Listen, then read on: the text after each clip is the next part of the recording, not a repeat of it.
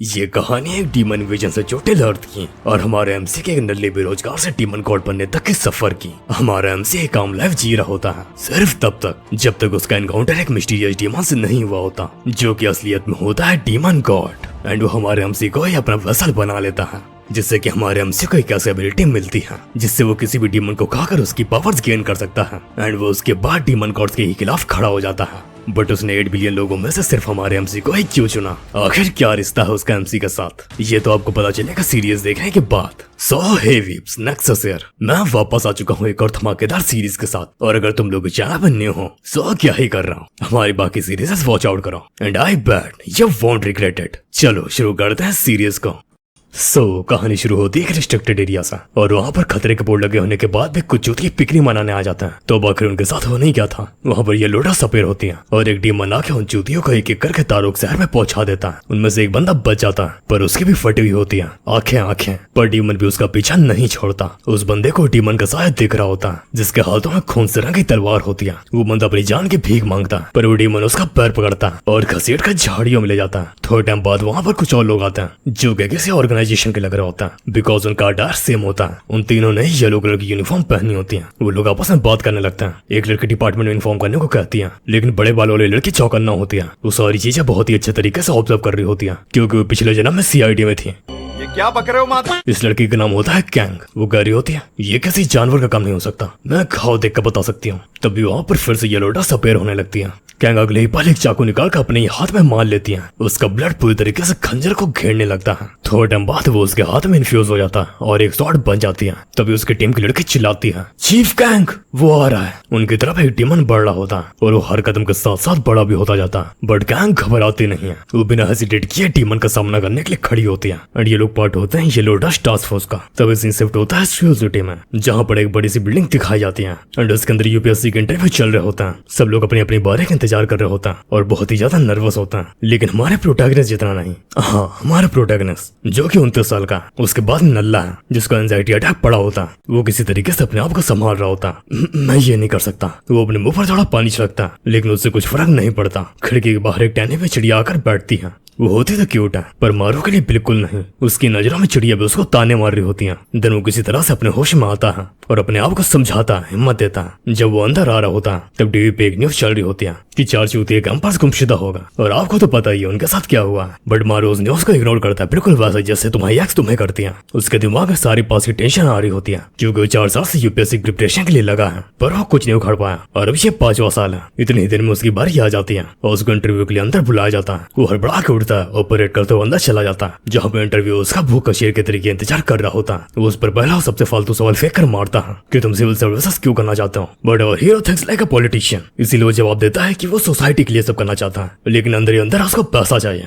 खूब सारा पैसा। इंटरव्यू पूछता है अच्छा ये बताओ अगर तुम्हारे सीनियर्स कुछ गलत करेंगे तो तुम क्या करोगे? वो बनते हुए कहता है मैं प्रॉब्लम को एड्रेस करूंगा और उसका सोल्यूशन निकाल लूंगा। बट उसका पता होता है कि ऐसी सिचुएशन में शांत रहना चाहिए और बड़ी लकड़ी अंदर नहीं लेनी चाहिए। उससे कुछ और सवाल पूछे जाता है, वो एक एक करके जवाब देता जाता है। देन इंटरव्यू और आखिरी क्वेश्चन पूछता है अपने जीवन का सबसे मुश्किल वक्त बताओ, वो वक्त जो कि तुम्हें अभी भी सताता हो। मारू ये सुनता ही अपनी जगह पर जम जाता है। उसके आंखों के सामने उसके बचपन की कुछ यादें आने लगती हैं जहाँ पर उसके सामने एक डीमन खड़ा होता है जिसकी अनगिनत आंखें होती हैं और उसे नरसंहार मचाया होता है। मारू डर के मारे बेहोश हो जाता है। इंटरव्यू घबरा जाता है और तुरंत ही उसके पास पहुंच जाता है। वो उसका नाम बुलाता रहता है पर मारू रिप्लाई नहीं करता और इसी तरह उसको इस बार भी जॉब नहीं मिलती। तो बीसीन शिफ्ट होता है कोटा किसी हॉस्टल में जहाँ पर मारू जिंदा होता है। मारू बहुत ही ज्यादा फ्रस्ट्रेटेड होता है और आंखों से नदियां बहा रहा होता है एंड कह रहा होता मुझे इस बार भी जॉब नहीं मिली। आखिर मैं इस दुनिया में कैसे जीऊंगा? मेरे पास न पैसे है, न जॉब है, न दोस्त है, न ही गर्लफ्रेंड। हाँ मुझे पता है तुम लोग मारू से रिलेट कर रहा हूँ। तभी मारू के गेट पर दस्तक देता है। मारू जैसे ही गेट खोलता उसकी फट के हाथ में आ जाती है क्योंकि उसके सामने होते हैं उसकी मम्मी, नहीं गीगा चैट मसल मम्मी। वो उसको डांटती है आखिर तुम फोन क्यों नहीं उठा रहा था? मारू सिचुएशन को काम डाउन करने की कोशिश करता है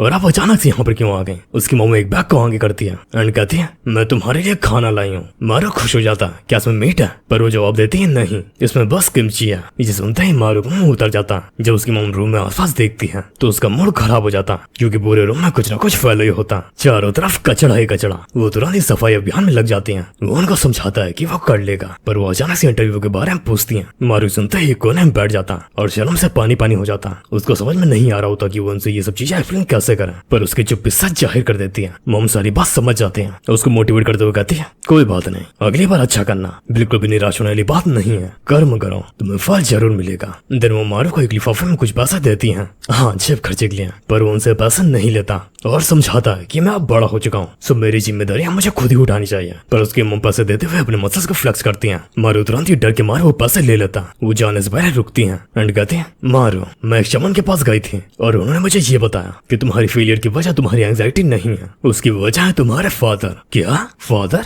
आखिर आप कहना क्या चाहती हैं? मॉम कहती है, हाँ तुम्हारे फादर, जो कि आज से 20 साल पहले एक माउंटेन में गायब हो गए थे और वहाँ पर उनकी डेथ भी हो गई। उनकी सोल अभी तुम्हें परेशान कर रही है और तुम्हारे करियर का पाथ रोक रही है। शमन ने ये कहा था कि तुम्हें उस माउंटेन वापस जाना पड़ेगा और वहाँ पर वाइन पोर करके उनकी आत्मा के लिए शांति मांगनी पड़ेगी, सिर्फ तभी तुम सक्सेस पा सकते हो। तभी कुछ टाइम बीत जाता है। हम लोग देखते हैं पोर्ट को, जहाँ पर सूरज निकला होता है और ठंडी हवाएं चल रही होती है। एक शिप से मारू उतरता है और अंगड़ाई लेते हुए कहता है, मेरे यहाँ पर आए कितने साल हो गए और मैं यहाँ पर कभी वापस आना भी नहीं चाहता था। उधर से माउंटेन देखता है, उसको अपनी मॉम की इंस्ट्रक्शंस याद आता है कि उसे वाइन को पोर करना है और फादर की आत्मा के लिए शांति मांगनी है। मारू तुरंत ही चढ़ाई करना शुरू कर देता है। जब वो आधा माउंटेन चढ़ जाता है तो उसे एक खंडहर जैसा घर मिलता है और यही वो प्लेस है जिसे वो ढूंढ रहा था। ये घर अंदर से पूरी तरीके से खाली है और उसमें धूल मिट्टी के अलावा कुछ भी नहीं है। मारू जैसे अपने पहला कदम इस घर में रखता है, उसकी आंखों के सामने उसकी बचपन की मेमोरीज फ्लैश होती हैं, जिसमें वो छोटा बच्चा होता है। किड मारू भागते हुए घर के अंदर जाता है और अंदर डैड से कहता है, डैड मैं भूखा हूँ। तभी मारू रियल लाइफ में वापस आता है और उसे अपना काम याद आता है। वो बाहर जाके अपने बैग से एक वाइन की बोतल निकालता है और एक कप में डालकर इधर उधर फैलाते हुए कहता है, डैड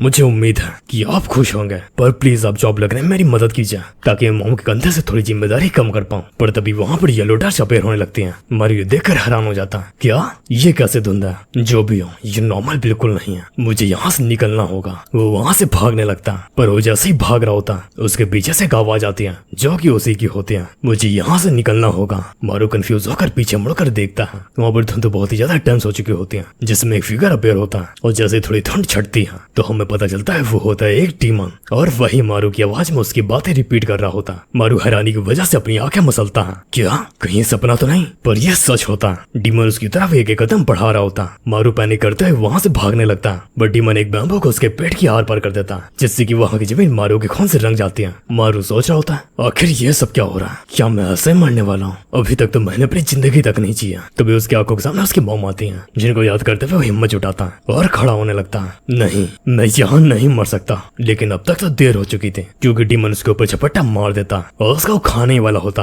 पर मारू को उसके मुंह के अंदर एक आई दिखती है एंड उसको देखता ही मारू अपनी सैनिटी खो देता है। देन वो उल्टा डीमन को ही खा जाता है और जैसे मारू डीमन को खाता वो उसे उसकी हिडन स्ट्रेंथ अनलीश होती है। पर अगले ही पर वो बेहोश हो जाता है। उसको एक जगह की विजन आता है जहाँ पर चारों तरफ खून ही खून होता है और लाखों डेड बॉडीज।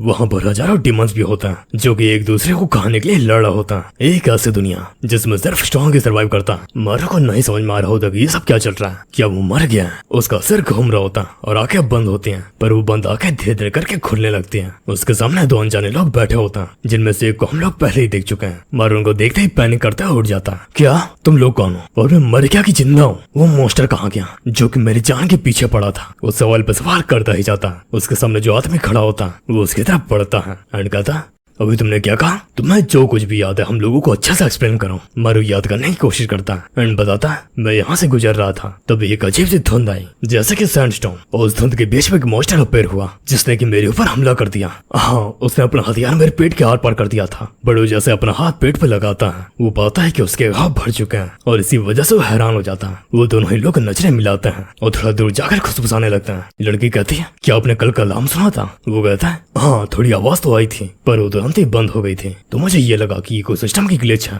पर उस लड़के को एक बात नहीं समझ में आ रही होती। हो सकता है इस लड़के के पास डीमन पावर्स हो, लेकिन उसने अकेले दम पर उस डीमन को कैसे मारा होगा और उसके घाव भी इतने जल्दी भर गए। वो आदमी मारू की ओर घूमता है एंड कहता है, क्या तुम्हें और कुछ भी याद है? मारू उनके सवालों से बहुत ही ज्यादा परेशान हो चुका होता है एंड कैजुअली अपने पॉकेट में हाथ डालता है जिसमें कि उसका फोन होता है। पर जैसे उसकी नजर फोन के टाइम पर जाती है वो फिर से हैरान हो जाता है। क्या 1:30 हो गया? क्या इसका मतलब मैं पूरे दिन से बेहोश था? मुझे कुछ भी समझ नहीं आ रहा। एक तो वो धुंध कहाँ से आई फिर वो मॉन्स्टर और मेरे घाव भी हील हो गए। वो पागलों की तरह अपने बांध नोच रहा होता। तभी वो आदमी मारो के पास जाता एंड कहता तुम बिल्कुल सही टाइम पे दिखे हो। अभी हमारे डिपार्टमेंट के अंदर रिक्रूटमेंट ऑन है, चलो हमारे साथ आओ। जब तुम हमारे साथ आ जाओगे तो तुम्हें समझ आ जाएगा कि ये सब कुछ हुआ क्या, लेकिन उससे पहले तुम्हें ढंग के कपड़े देने पड़ेंगे क्योंकि तुम्हारे अभी के कपड़े पूरी तरीके से फट चुके हैं। मारू कंफ्यूजिंग स्टेट में उन लोगों को फॉलो करता है। वो लोग टाउन के अंदर आते हैं और एक जगह पर रुकते हैं जहाँ पर स्पेशल सिविल सर्विसेज की ओरिएंटेशन हो रही होती है। उसको कुछ लोगों के बीच में बैठा दिया गया होता जिन्होंने बस फॉर्मल क्लोथ पहना होता और अपना मारू गोवा के कपड़ों में गया होता। उन सभी को देखते ही मारू के दिमाग में और भी क्वेश्चन फटने लगता है। आखिर ये सब चल क्या रहा है, ये सब कितने ज्यादा डेडिकेटेड लग रहा है। तभी वहाँ पर किसी की हिल्स की आवाज आती है और वो वुमन स्पेस देने के लिए रेडी हो जाती है। वो कह रही होती है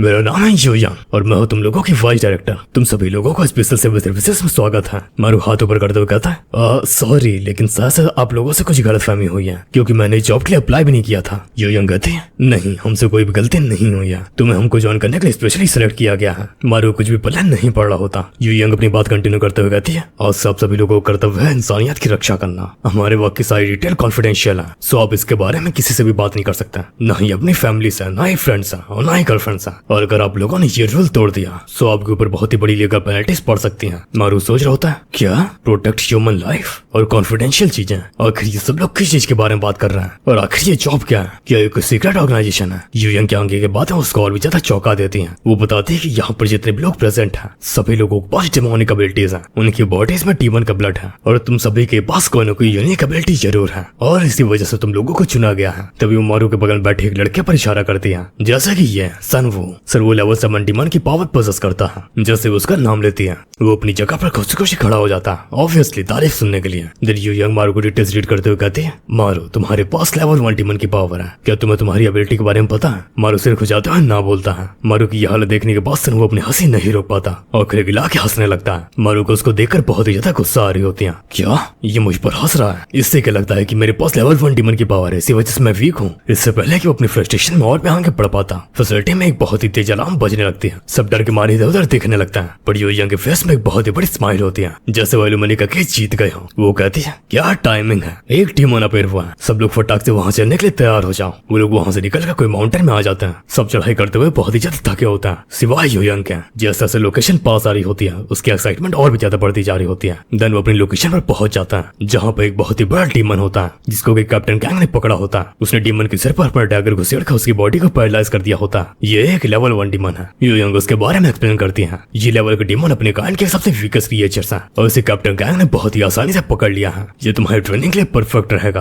अब मुझे दिखाओ तुम लोग क्या क्या कर सकते हो। मारा तो पगलाया जा रहा होता। क्या ये बुढ़िया मुझे डीमन से फाइट करने के लिए कह रही है, कहीं सटिया तो नहीं गई। आखिर मैं से लड़ूंगा कैसा, मुझे तो ये तक नहीं पता कि मेरी पावर्स क्या है। बट तभी उसके चेस्ट में एक बहुत ही सीवियर पेन होने लगता है जिसकी वजह से वो अपना चेस्ट पकड़कर बैठ जाता है। उसको अजीब सी भूख महसूस होती है जो कि उसको ही खाने लगती है। उसको बिल्कुल भी सहन नहीं हो पा रहा होता। धीरे धीरे करके उसकी आंखें बंद हो जाती हैं और उसका एक विजन दिखता है जिसके अंदर खून की बहुत ही बड़ी नदी होती है जिसमें एक बहुत ही बड़ा मिस्टीरियस डीमन होता है। वो धीरे धीरे करके मारू के पास पहुंच रहा होता है। मारू अपनी बॉडी नहीं हिला पाता एंड वो क्रिएचर उसके पास पहुंचकर सिर पर हाथ भी रख देता है और हाँ वो दांतों की चमकान भी दिखा रहा होता है। वो जैसे मारू के कांटेक्ट में आता है उसकी बॉडी अपना आपा खो देती है। उसको बस एक इमोशन फील हो रहा होता है जो कि होता है इंटरनल हंगर, खाना, मुझे खाना चाहिए।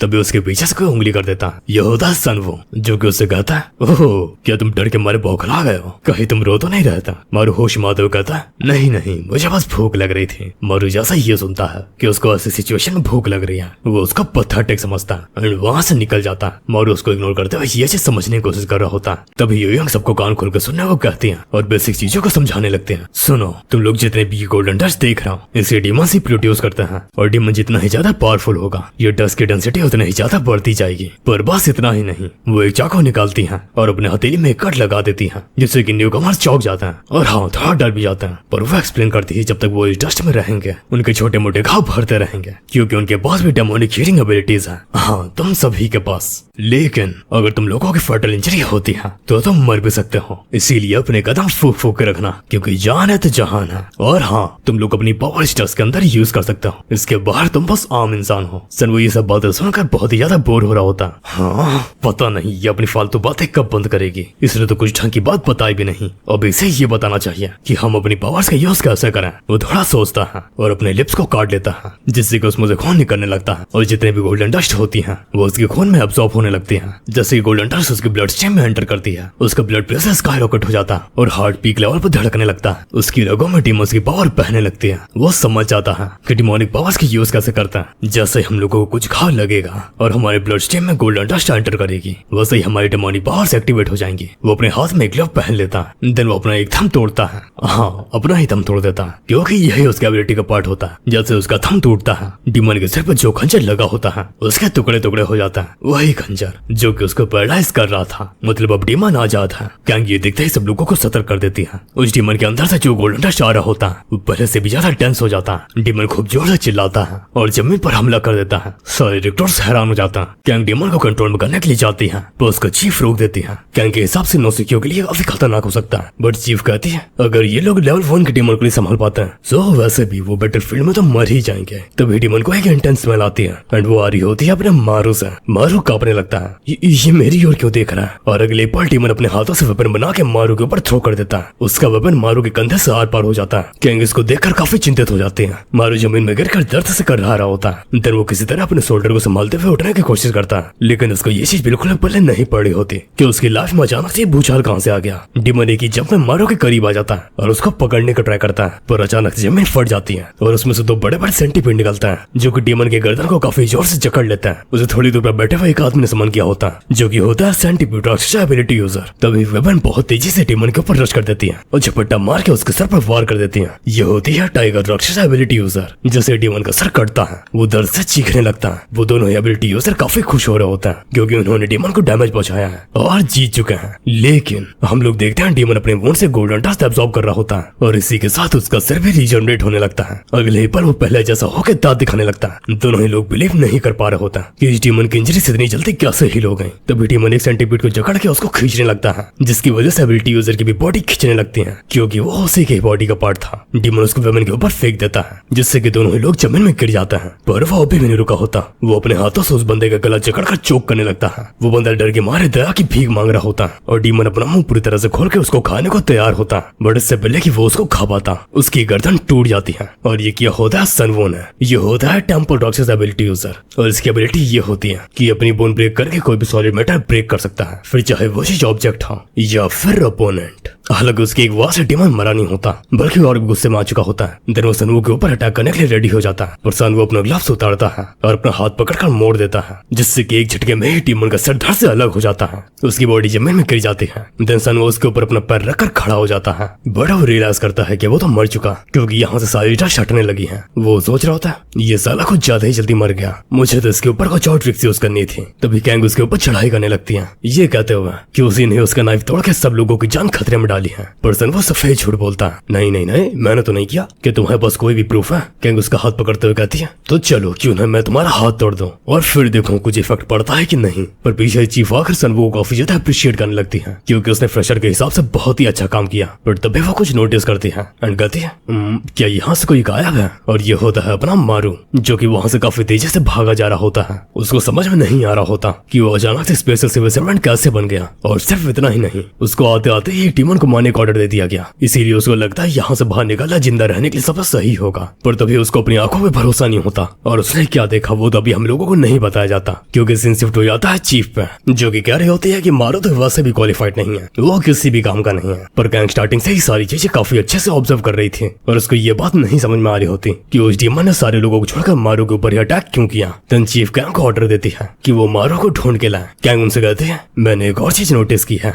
डीमन मर चुका है और उसके बाद भी गोल्डन डस्ट पूरी तरीके से नहीं हटी। ऐसा क्यों? इस चीज के ऊपर ध्यान दीजिएगा। सीन वापस शिफ्ट होता है मारू के ऊपर, जिसके आगे अचानक से एक गेट प्रकट हो जाता है। उसको नहीं समझ में आ रहा होता कि अचानक से कहां से आ गया। उस पोर्टल के अंदर से एक और डीमन निकलता है एंड वो भी साइज में बहुत ही बड़ा होता है। मारू उसको देखते ही झाड़ियों में छुप जाता है और वो इन सब चीजों से थक चुका होता है क्योंकि वो जैसे एक मुसीबत से निकलता है उसका दूसरी मुसीबत जकड़ लेती है। देन वापस से गेट की तरफ देखता है, उसे वहां पर डीमन नहीं दिखता तो उसे लगता है कि डीमन चला गया है, बट डीमन उसके खोपड़ी पे खड़ा होता है। तभी सीन जाता है कैंग पे, जहाँ पर उसी की टीम का कोई बंदा कोई जरूरी खबर लेकर आया होता है। उसका नाम होता है यूसुक। वो उनको बताता है कि एक और डीमन अपीयर हुआ है। चीफ कहती है तुम्हें पता भी है तुम क्या कह रहा हो, आज तक कभी भी 2 डीमन एक साथ एक ही लोकेशन पर अपीयर नहीं हुए हैं। बट गैंग उसे पूछती है कि वो कहाँ अपीयर हुआ है, वो पर्सनली जाके देखेगी। देन हम लोगों को दिखाया जाता है रिस्ट्रिक्टेड एरिया का बोर्ड जहाँ पर मारो की एंट्री होते हैं, वो भी हीरो वाली। बट नहीं, वो फाइट नहीं कर रहा होता बल्कि वो डीमन से डर के मारे भाग रहा होता है। अचानक से उसका पैर एक पत्थर पर टकरा जाता है जिसकी वजह से वो जमीन में गिर जाता है। वो खुद को संभालता है और सामने देखता है जहाँ पर होता है कोई घर। वो उसी घर की तरफ भागने लगता है यह सोचकर कि वो वहाँ डीमन से छुप सकता है। वो ऐसा ही करता है, वो उस घर के अंदर घुस जाता है। एक्चुअली वो एक वेयरहाउस जैसा होता है लेकिन उसको बाहर से कुछ आवाज आती है। उसका चुल मस्ती है कि ये कैसी आवाज है, इसीलिए वो हल्का से गेट खोलकर बाहर देखने लगता है और वहाँ पर होता है डीमन। हाँ, वो डीमन उसको यहाँ तक फॉलो करते हुए आ गया है। बट ये डीमन उसका पीछा क्यों कर रहे हैं, इसके पीछे तो बहुत ही गहरा राज है जो कि आपको पता चलेगा वीडियो में आगे। ये डीमन एक लेवल 3 का डीमन होता है जिसके हेड के ऊपर कुछ शार्प ऑब्जेक्ट फ्लोट कर रहा होता है। तभी उस घर में कोई और भी आता है। एक बूढ़ी दादी, उनको क्लियर नहीं दिख रहा होता कि उनके सामने कौन है, इसी वजह से पूछती है। डीमन जैसे दादी अम्मा को देखता है वो मर्डरस इंटेंट से कुर्राने लगता है। मारू उनकी मदद करने की सोचता है लेकिन उसके पास तो पावर ही नहीं है तो वो उनको बचाएगा कैसे। बट तभी उसको यूयंग की बात याद आती है जहाँ पर उन्होंने ये कहा था कि जिनके भी 5 डीमन ब्लड है वो सभी लोग डेमोनिक डस्ट में अपने वोन्स को रीजनरेट कर सकते हैं। हालांकि फिर भी उनको ध्यान रखने की जरूरत है क्योंकि फर्टल वोन से उनकी मौत भी हो सकती है। तभी दादी अम्मा वापस से बोलती है वहाँ कौन है, मिस किम। डीमन उनकी ही बात दोहराने लगता है, मिस किम।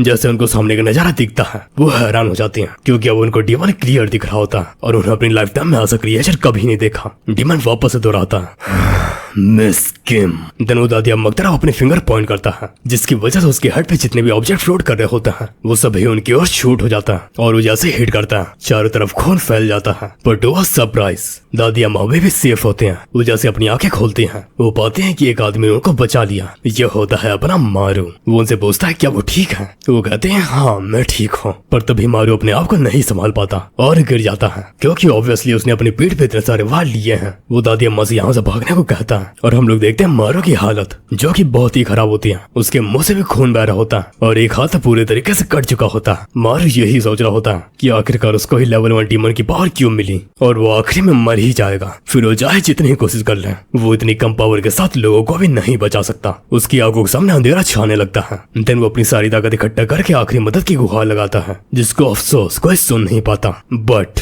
उसकी बॉडी वुंड से गोल्डन डस्ट से अब्सॉर्ब करने लगती है एंड उसकी बॉडी में डेमोनिक ब्लड पंप होने लगता है। वो अपना आपा खो देता है, उसकी आंखें चमकने लगती हैं और वो भूख से पागल हो जाता है। अगले बार वो डीमन के ऊपर झपट्टा मारता है। कैंग भी वहां से निकल रही थी पर तभी उसको एक तेज आवाज सुनाई पड़ती है जिसको फॉलो करते वो भी इस प्लेस में पहुंच जाती है। बट वो जब गेट खोल के अंदर का नजारा देखती है तो हैरान हो जाती है कि कैसे नौसिखिया लेवल 3 डीमन को हरा रहा होता है लेकिन वो उसको कच्चा क्यों खा रहा है। तभी डीमन खुद को संभालते हुए मारू का मुंह पकड़ता है और अपने से दूर फेंक देता है। हालांकि इतनी सब चीजों के बाद मारू का फर्क नहीं पड़ता लेकिन डीमन एक अजीब चीज नोटिस करता है और वहां से भागने लगता है। जब कैंग ये चीज देखती है वो समझ जाती है कि जहाँ पर मारू ने काटा था उस पार्ट को ये डीमन रीजनरेट नहीं कर पा रहा होता। पर उसको नहीं समझ में आ रहा होता कि ये सब कैसे हुआ। पर वो ये सब चीजें इग्नोर करके डीमन के ऊपर रश कर देती है और डीमन के ऊपर उछल जाते हैं। देन वो डीमन के हेड के शार्प ऑब्जेक्ट को काफी तेजी से पकड़ती है जिससे कि उसका खून निकलता है और यही तो उसको चाहिए था अपनी पावर्स को यूज करने के लिए। उसके हाथ में एक बहुत ही बड़ी स्वॉर्ड बन जाती है क्योंकि वो होती है आयरन राक्षस एबिलिटी यूजर। डीमन उसकी प्रेजेंस को सेंस करके और भी ज्यादा गुस्से में आ जाता है। वो बिना समय गवाए उसके ऊपर सारे ऑब्जेक्ट शूट कर देता है।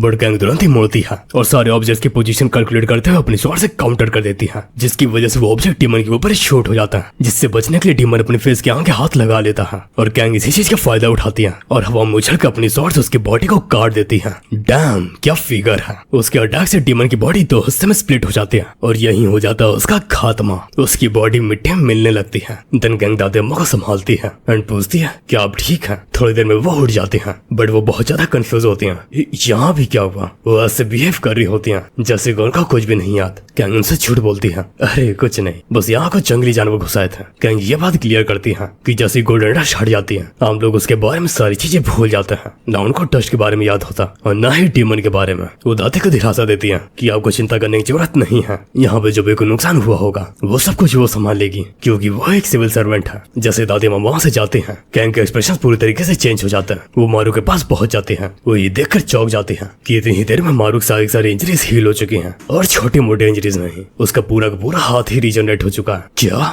ये सही में लेवल 1 राक्षस एबिलिटी यूजर है? थोड़ा टाइम बीत जाता है, मारू सुबह सुबह अपनी नींद से उठता है और वो इस चीज को लेकर बहुत ही ज्यादा चिढ़ा हुआ होता है कि उसको वापस से काम करने जाना होगा। उसको डीमंस के साथ में अपने सारे एनकाउंटर्स याद आ रहे होते हैं, जिसकी वजह से उसकी वर्क पे जाने की हिम्मत नहीं हो रही होती। हम लोग पाते हैं कि वो अपने रूम में होता है। मारू डिसाइड करता है कि वो काम पे नहीं जाएगा बल्कि घोड़े बेचकर सोएगा। जैसे उसकी आंख लगती है, उसको एक सपना आता है जहाँ पर चारों तरफ खून ही खून होता है और डीमन एक दूसरे को डिवोर करने के लिए लड़ रहे होते हैं। मारू को एक आवाज भी आती है जो कि उससे वापस आने को कह रही होती है। मारू अचानक से डर के उठ जाता है। वो पाता है कि उसके हाथ भी रीजनरेट हो चुके हैं। उसकी खिड़की के बाहर से बहुत ही ज्यादा ग्लो आ रहा होता है, बट जब मारू विंडो खोलकर बाहर देखता है तो वो पाता है अभी रात होती है और पास का माउंटेन आग से झुलस रहा होता है। हमें पता चलता है कि ये आग नेचुरल नहीं है बल्कि ये डीमंस का काम है। वहाँ पर एक फायर डीमन होता है जो कि अंगारे बरसा रहा होता है, पर वहाँ पर सिचुएशन संभालने के लिए स्पेशल से सामने पहुंच चुके होता है। उस डीमन के ऊपर एक लड़की होती है जो कि होती है वाटर राक्षस एबिलिटी यूजर। वो डीमन के ऊपर पानी फेंक कर उसको ठंडा करने की ट्राई करती है, बट डीमन को ज्यादा फर्क नहीं पड़ता। बट वहाँ पर एक और बंदा आ जाता है जो कि होता है आइस राक्षस एबिलिटी यूजर। वो उस डीमन को जमाने लगता है।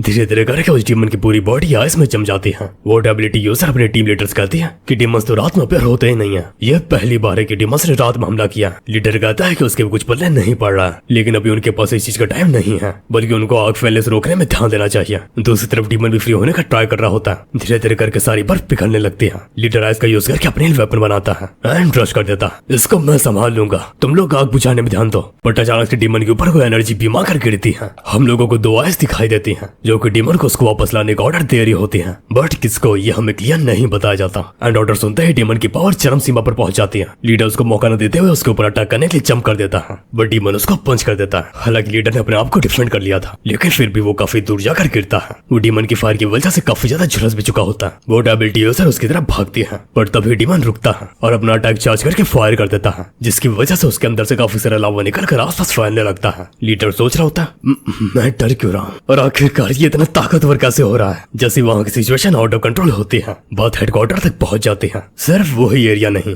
बल्कि मल्टीपल एरियाज रेड अलर्ट पे होते हैं। हाँ, एक ही रात में मल्टीपल एरियाज में बहुत सारे डीमन पोर्टल्स खोले होते हैं। चीफ वहाँ पर आकर करंट स्टेटस पूछती है। एक लड़की बताती है कि वहाँ पर एक साथ बेस माउंटेन्स पे अटैक हुआ है एंड मॉन्स्टर्स का अपीयरेंस पैटर्न पूरी तरीके से चेंज हो गया। चीफ कंक्लूड करती है कि ये सब कुछ एक ही हफ्ते पहले शुरू हुआ था। तभी उसको बुसान ब्रांच से एक अर्जेंट कॉल आती है। वो उसको पिक करती है और पूछती है कि मैटर क्या है। फोन की दूसरी तरफ एक बंदा होता है जो कि अपने आप को बुसान चीफ बेमिक बताता है। वो कहता है मैं आपको स्ट्रेंज चीज बताना चाहता हूँ। आज से 3 दिन पहले बुसान के जो यंग मार्टन में एक डेमोनिक पोर्टल खुला था जो कि अभी तक बंद नहीं हुआ। वो लोग 3 दिन से लगातार डेमस को मारते ही जा रहे हैं, बट वो जितने डेमस को मारते हैं गेट के अंदर से और भी ज्यादा डेमस निकल आते हैं। हम लोगों को दिखाया जाता है जो यंग माउंटेन का सीन, जहाँ पर वहाँ की टीम पूरी तरीके से थक चुकी होती है और लड़ने की हालत में नहीं होती। गेट के अंदर से एक और डेमन निकल रहा होता है। यो यंग पूछती है आखिरकार वो पोर्टल बंद क्यों नहीं हुआ, क्या तुम्हें कोई भी रीजन पता चला। वो कहता है जितने भी डेमन्स उन गेट से निकले हैं वो कुछ ना कुछ अजीब सा बड़बड़ा रहा था। जब हम लोगों ने वहाँ पर लैंग्वेज राक्षस एबिलिटी यूजर को भेजा तो उसने उनकी बात ट्रांसलेट की जो कि होती है उससे मेरे पास वापस लाओ। यो यंग कहती है किससे। डेमन उस गेट से बाहर निकल चुका होता है और टीम के ऊपर हमला करने के लिए हवा में उछल जाता है। बिम कहता है मुझे नहीं पता, बट उनको यहाँ पर आने की बहुत ही सख्त जरूरत है। यो यंग कॉल को रखती है। वो बहुत ही ज्यादा घबराई हुई होती है। उसको नहीं समझ में आ रहा होता कि अचानक से ये सब कुछ क्या होने लगा और डेमन्स किसको लाने की बात कर रहे हैं। तभी सीन चेंज होता है। हम लोगों को दिखाया जाता है एक चॉपर जिसमें एक बंदा होता है जो कि एक कॉल पिक करता है एंड पूछता है क्या सीन है। उसे जो यंग मार्टन की सिचुएशन बताई जाती है। वो बंदा कहता है तुम लोग चिंता मत करो, मैं वहाँ पर ऑलमोस्ट पहुंच ही गया और अब मैं तुम्हें अगली बार कॉल तभी करूंगा जब मैं सारा कचरा साफ कर दूं। वो चॉपर से कूद जाता है एंड बहुत ही तेजी से नीचे की ओर गिरने लगता है, बट जैसे वो डस्ट के कांटेक्ट में आता है उसके अंदर से इंटेंस ब्लू लाइट इमिट होने लगती है। वो गोल्डन डस्ट इनहेल कर रहा होता है और हम समझ जाते हैं कि इसके डिमोनिक पावर एक्टिवेट हो चुकी है जो कि है स्पेस रिलेटेड पावर्स। वो सीधा लैंड करता है डिमोनिक गेट के ऊपर और डैम क्या पैनल आर्ट है। जैसे बुसान की टीम उसको देखती है, एक लड़की कंफ्यूज हो जाती है कि वो कौन है और अचानक से यहाँ पर कैसे आ गया। वो उसे कहती है ओए तुम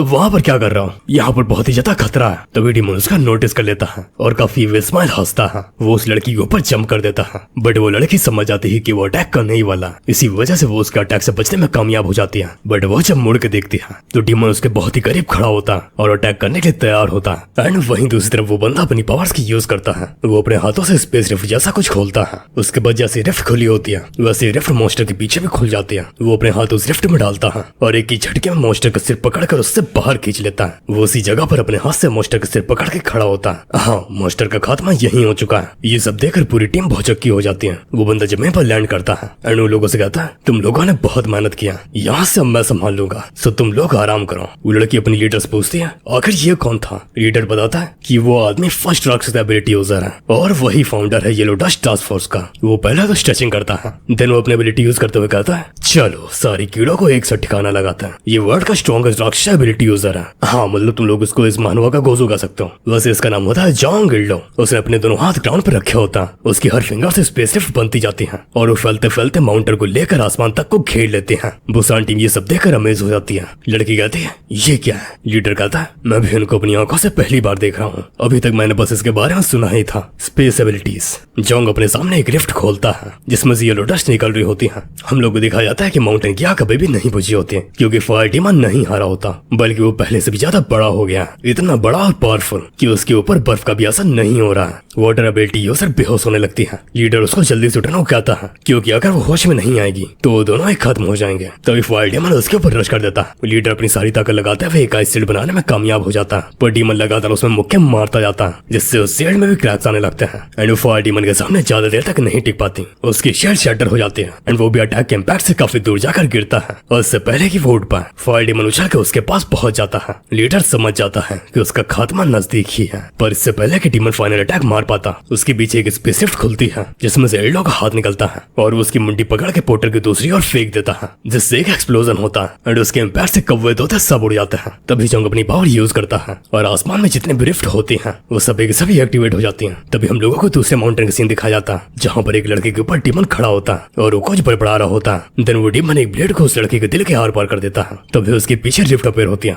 जो कि उसको अपने अंदर निकल जाती है और ये फिनोमेनन शहर के सारे माउंटेन्स में हो रहा होता है। सारे रिफ्ट एक एक करके डीमंस को खींचने लगते हैं और सारे डीमन एक ही जगह पर इकट्ठा हो जाता है। हेडक्वार्टर में बैठी लड़की ये चीज नोटिस करती है कि धीरे धीरे करके सारी जगह के वार्निंग सिग्नल्स कम हो रहा होता है। चीफ स्माइल करते हुए कहती है इसका एक ही मतलब हो सकता है, डायरेक्टर वहाँ पर पहुंच चुके हैं। हम लोग देखते हैं सारे डीमन सिल्डो को घेर कर खड़े होता है। वहाँ पर सैकड़ों डीमंस होता है बट सजाम को बिल्कुल भी फर्क नहीं पड़ता, बल्कि वो स्माइल कर रहा होता क्योंकि वो यही चाहता था। देखते ही देखते सारे डीमंस उसकी ओर रश कर देते हैं। वो अपनी एक फिंगर को आगे करता है, देन हवा में एक हॉरिजॉन्टल रिफ्ट बना देता है और उससे एक ही झटके में ही सारे डीमंस दो टुकड़ों में कट जाते हैं। चारों तरफ खून की नदियां बह रही होती हैं और डीमंस के हेड काट कर हवा में होता है। सभी के सभी लोग ये सब देखकर बहुत ही ज्यादा सरप्राइज होता है। किसी को भरोसा नहीं हो रहा होता कि कोई इंसान इतना भी ताकतवर हो सकता है। हम लोगों को दिखाया जाता है डायरेक्टर जो कि फायर डीमन के ऊपर पैर रखकर खड़ा होता है। वो लैंग्वेज यूजर को बुलाता है, सुनो तुम इस डीमन की सारी बातें ट्रांसलेट करो, मैं जानना चाहता हूँ कि ये डीमंस अचानक इतना स्ट्रेंज बिहेव क्यों कर रहे हैं। लड़की कहती है जितना मैं समझ पा रही हूँ उसके हिसाब से ये कह रहा है उस बंदे को वापस लाओ। वो डीमन से कहता है कौन, तुम लोग किसकी खोज में हो। बट डीमन कुछ भी जवाब नहीं देता बल्कि वो वही चीज रिपीट कर रहा होता है। ये देखकर चैंग उससे उसको जमीन पर पटक देता है एंड कहता है अगर तुम मेरे सवालों के जवाब नहीं दोगे तो मैं बस जितने भी डीमंस आएंगे उन सभी का ही खात्मा कर दूंगा।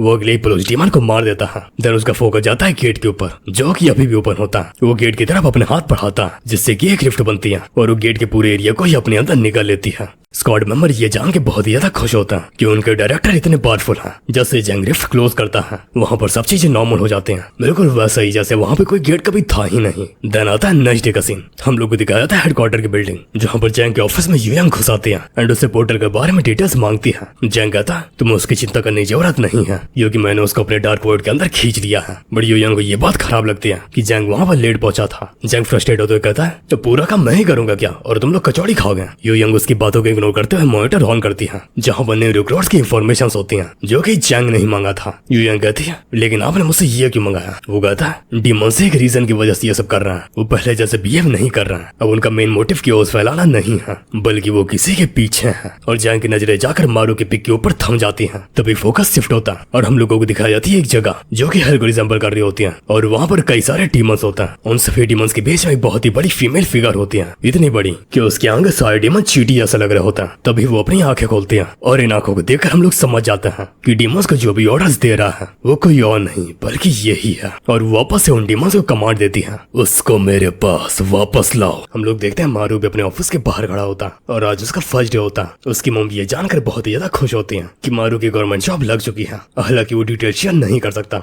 लेकिन फिर भी वो उसके लिए बहुत ही ज्यादा खुश होती है और रोनी की खुशी देखकर वो जॉब जाने से मना नहीं कर पाया। जैसे वो बिल्डिंग में एंटर करता है उसकी आंखें वही बंदा आके खड़ा हो जाता था जिसने उसको रिक्रूट किया था। तो उसको ताना मारते हुए कहता, तुम तो भाग गए थे ना, वापस क्यों आए? मुझे मेरी टीम में काय लोग नहीं चाहिए। लेकिन मारू की तो अलग ही दिक्कत होती है, उसको इस आदमी से बहुत ही ज्यादा बदबू आ रही होती है। इसी वजह से वो उसके पीछे पीछे तो चल रहा होता है, बट वो पूरे टाइम अपने मुंह पर हाथ लगा होता है। वहाँ पर सर्वो भी आ जाता है जो कि बहुत ही गुस्से में कंप्लेन कर रहा होता, मैं तो हाई रैंकर हूँ, मेरा लेवल तो लेवल 7 है, तो मुझे इतनी घटिया जगह पर क्यों अलॉट किया गया है? मैं तो मेन सिटी के सिविल ऑफिस में काम करना चाहता था। एक्चुअली वो बंदा कैप्टन होता जो कि हंसते हुए कहता है, ये बात तो मुझे भी नहीं पता कि हाई रैंकर की यहाँ पर क्यों भेजा गया है। चलो जो भी हो, काम पे लग जाओ, आज तुम दोनों का ही पहला डे है। मारू ये सोच रहा होता है कि आखिर उसका काम क्या होगा। जैसे लीडर गेट को खोलता है, मारू देखता है कि अंदर साइको के तरीके सारे लोग डेड बॉडी को काट रहे होते हैं। बट वो तभी होश में आता है और पाता है कि ये सब उसकी इमेजिनेशन थी। वो बस एक नॉर्मल ऑफिस था जहाँ पर डेस्क थी, कंप्यूटर थे, चेयर्स थी बस, और हाँ था डॉक्यूमेंट्स। लीडर सभी लोगों को इंट्रोड्यूस करता है, मेरा नाम है ड्यूक मैन एंड मैं ही हूँ गैंग ऑन टीम के लीडर।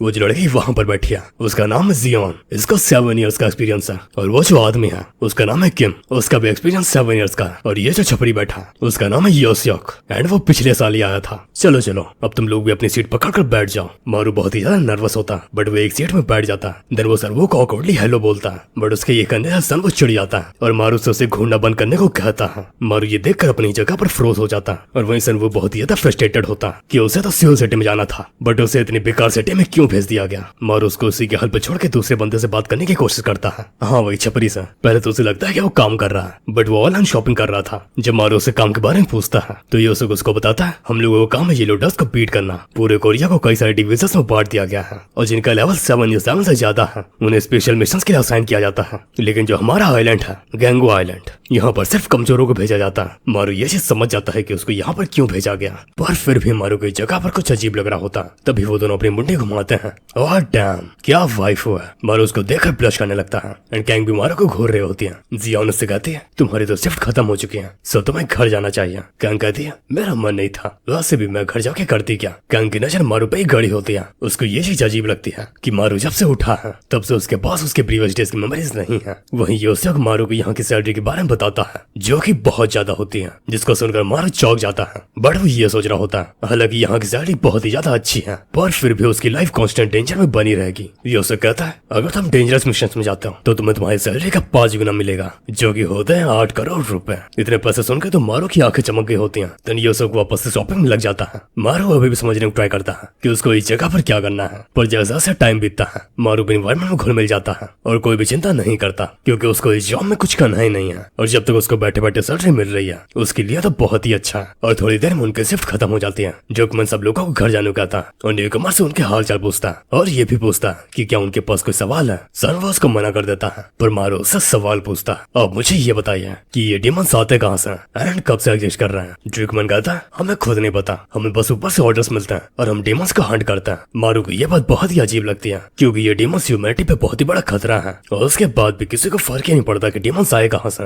वो बस आंखें बंद करके इंस्ट्रक्शंस को फॉलो करते हैं। दिन वो सभी लोगों के साथ चला जाता है जो कि फ्रेशअप पार्टी मनाने की बात करते हैं। हम लोगों को दिखाया जाता है हेडक्वार्टर जहाँ पर चीफ एलिवेटर से अंडरग्राउंड जाती है एंड एक कैप्सूल के पास में डायरेक्टर जैंग खड़ा होता है। जैंग कहता है, तो बताओ तुम्हें क्या मिला। चीफ कहती है, मैंने रिपोर्ट्स देखी हैं जिससे ये समझ आता है कि मॉन्स्टर्स की अपीयरेंस सब स्टेबलाइज हो गई है। जैंग का मोस्टली फोकस उसी गोल्डन कैप्सूल पे होता है। वो कहता है, तुम्हें क्या लगता है ये डिमंस अचानक से इतने अग्रेसिव क्यों हो गए। चीफ कहती है, मेरे ख्याल से हम लोग डे ऑफ रेकनिंग के काफी करीब जा रहे हैं। पर जैंग उसके जवाब से कन्विंस नहीं होता बल्कि वो कैप्सूल के अंदर कैद क्रिएचर को देख रहा होता जो कि मेरे ख्याल से वही डीमन है जिसका एनकाउंटर किड मारू से हुआ था और इसी के नाइटमेयर अब तक मारू को सताते आ रहे हैं। बट मानवा में हमें उस क्रिएचर के बारे में कुछ भी नहीं बताया जाता। देन जैंग वहां से निकलते हुए कहता है, सारे लीडर्स को हाईलाइट पे कर दो बट हमारी इन्फॉर्मेशन बाहर नहीं जानी चाहिए क्योंकि अगर ऐसा हुआ तो चारों तरफ केओस फैल जाएगा। देन तभी शिफ्ट होता है मारू पे जो कि पार्टी में होता एंड हाँ वो सभी लोग ड्रंक भी होता जहाँ पर मारू उनकी कोई बात सुनकर हैरान होता और बात दोहराने को कहता है। वो लोग उसको समझाता है कि वो इतना छोटी छोटी बातों पर सेलिब्रेशन क्यों करता है। इसका रीजन है एक प्रोफेसी। इसी वजह से वो अपने लाइफ के एक एक दिन को बहुत ही हंसी खुशी से बिताना चाहता है। मारू लीडर से पूछता है कि मामला क्या है। लीडर बताता है कि आज से कुछ साल पहले एक प्रोफेसी हुई थी जिसमें ये कहा गया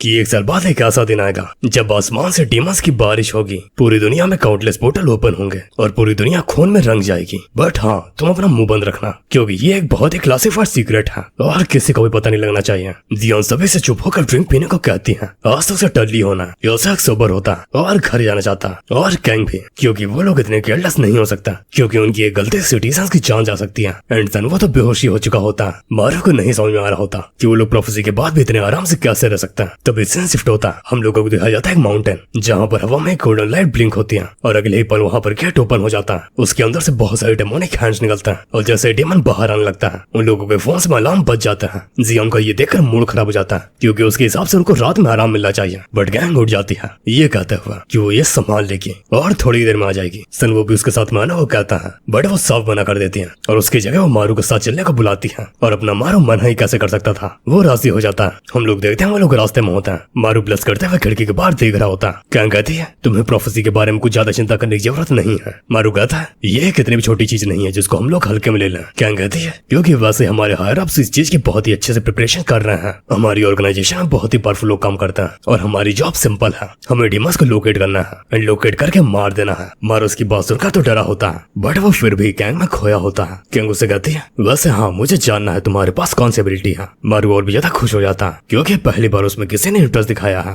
गैंग कहती है, तुम्हारी एबिलिटी बहुत ही ज्यादा यूनिक है क्योंकि मैंने आज से पहले किसी को भी डीमंस को खाते हुए नहीं देखा। तुम्हारी एबिलिटीज कुछ ग्लूटनी से रिलेटेड है। मारू कंफ्यूज होता है कि वो क्या बात कर रही है। गैंग उसको बताती है, मुझे ये लगता है तुम्हारे पास जो पावर्स हैं उससे तुम डीमंस को खा सकते हो। वो लोग लोकेशन पे पहुंच जाते हैं जहाँ पर एक मॉन्स्टर होता है और गैंग बिना ज्यादा मेहनत किए उसको अपनी शॉर्ट से ट्रैप कर लेती है। एंड मारू से कहती है, अब मुझे इन्विटेशन देना पड़ेगा, जल्दी आओ इसको खा लो। मेरे ख्याल से तुम्हारी एबिलिटी डीमन की रीजनरेशन को रोक देती है, बट मुझे ये भी जानना है कि तुम और क्या क्या कर सकते हो। मारू आगे आता है एंड डीमन का टेंटिकल अपने हाथ में ले लेता है। उसको बहुत ही ज्यादा घिन आ रही होती है, पर फिर भी उसको मजबूरी में उसको खाना होगा, जिससे कि उसका तो मूड ही खराब हो जाता है। उसको ऐसा लग रहा होता है कि वो किसी ऑक्टोपस को खा रहा है, वो भी जिंदा। वो किसी तरह हिम्मत करता है और एक बाइट ले लेता है, पर वो बाइट बहुत छोटी होती है। गैंग उस पर चिल्लाती है, तुम उसको खा रहे हो कि उसके साथ खेल रहे हो, उसको खाओ अच्छे से। मारू दोबारा ट्राई करता है और ताकत लगाकर एक बाइट ले लेता है, जिससे कि गैंग बहुत ही ज्यादा खुश होती है। देन थोड़ा टाइम बीत जाता है और सुबह हो जाती है। मारू अपने ऑफिस में अकड़ा हुआ पड़ा होता है क्योंकि उसके पूरे बॉडी में दर्द हो रहा है। तभी उसके पास सनवो आता है और उसकी मौज लेने लगता है। ओए मारू,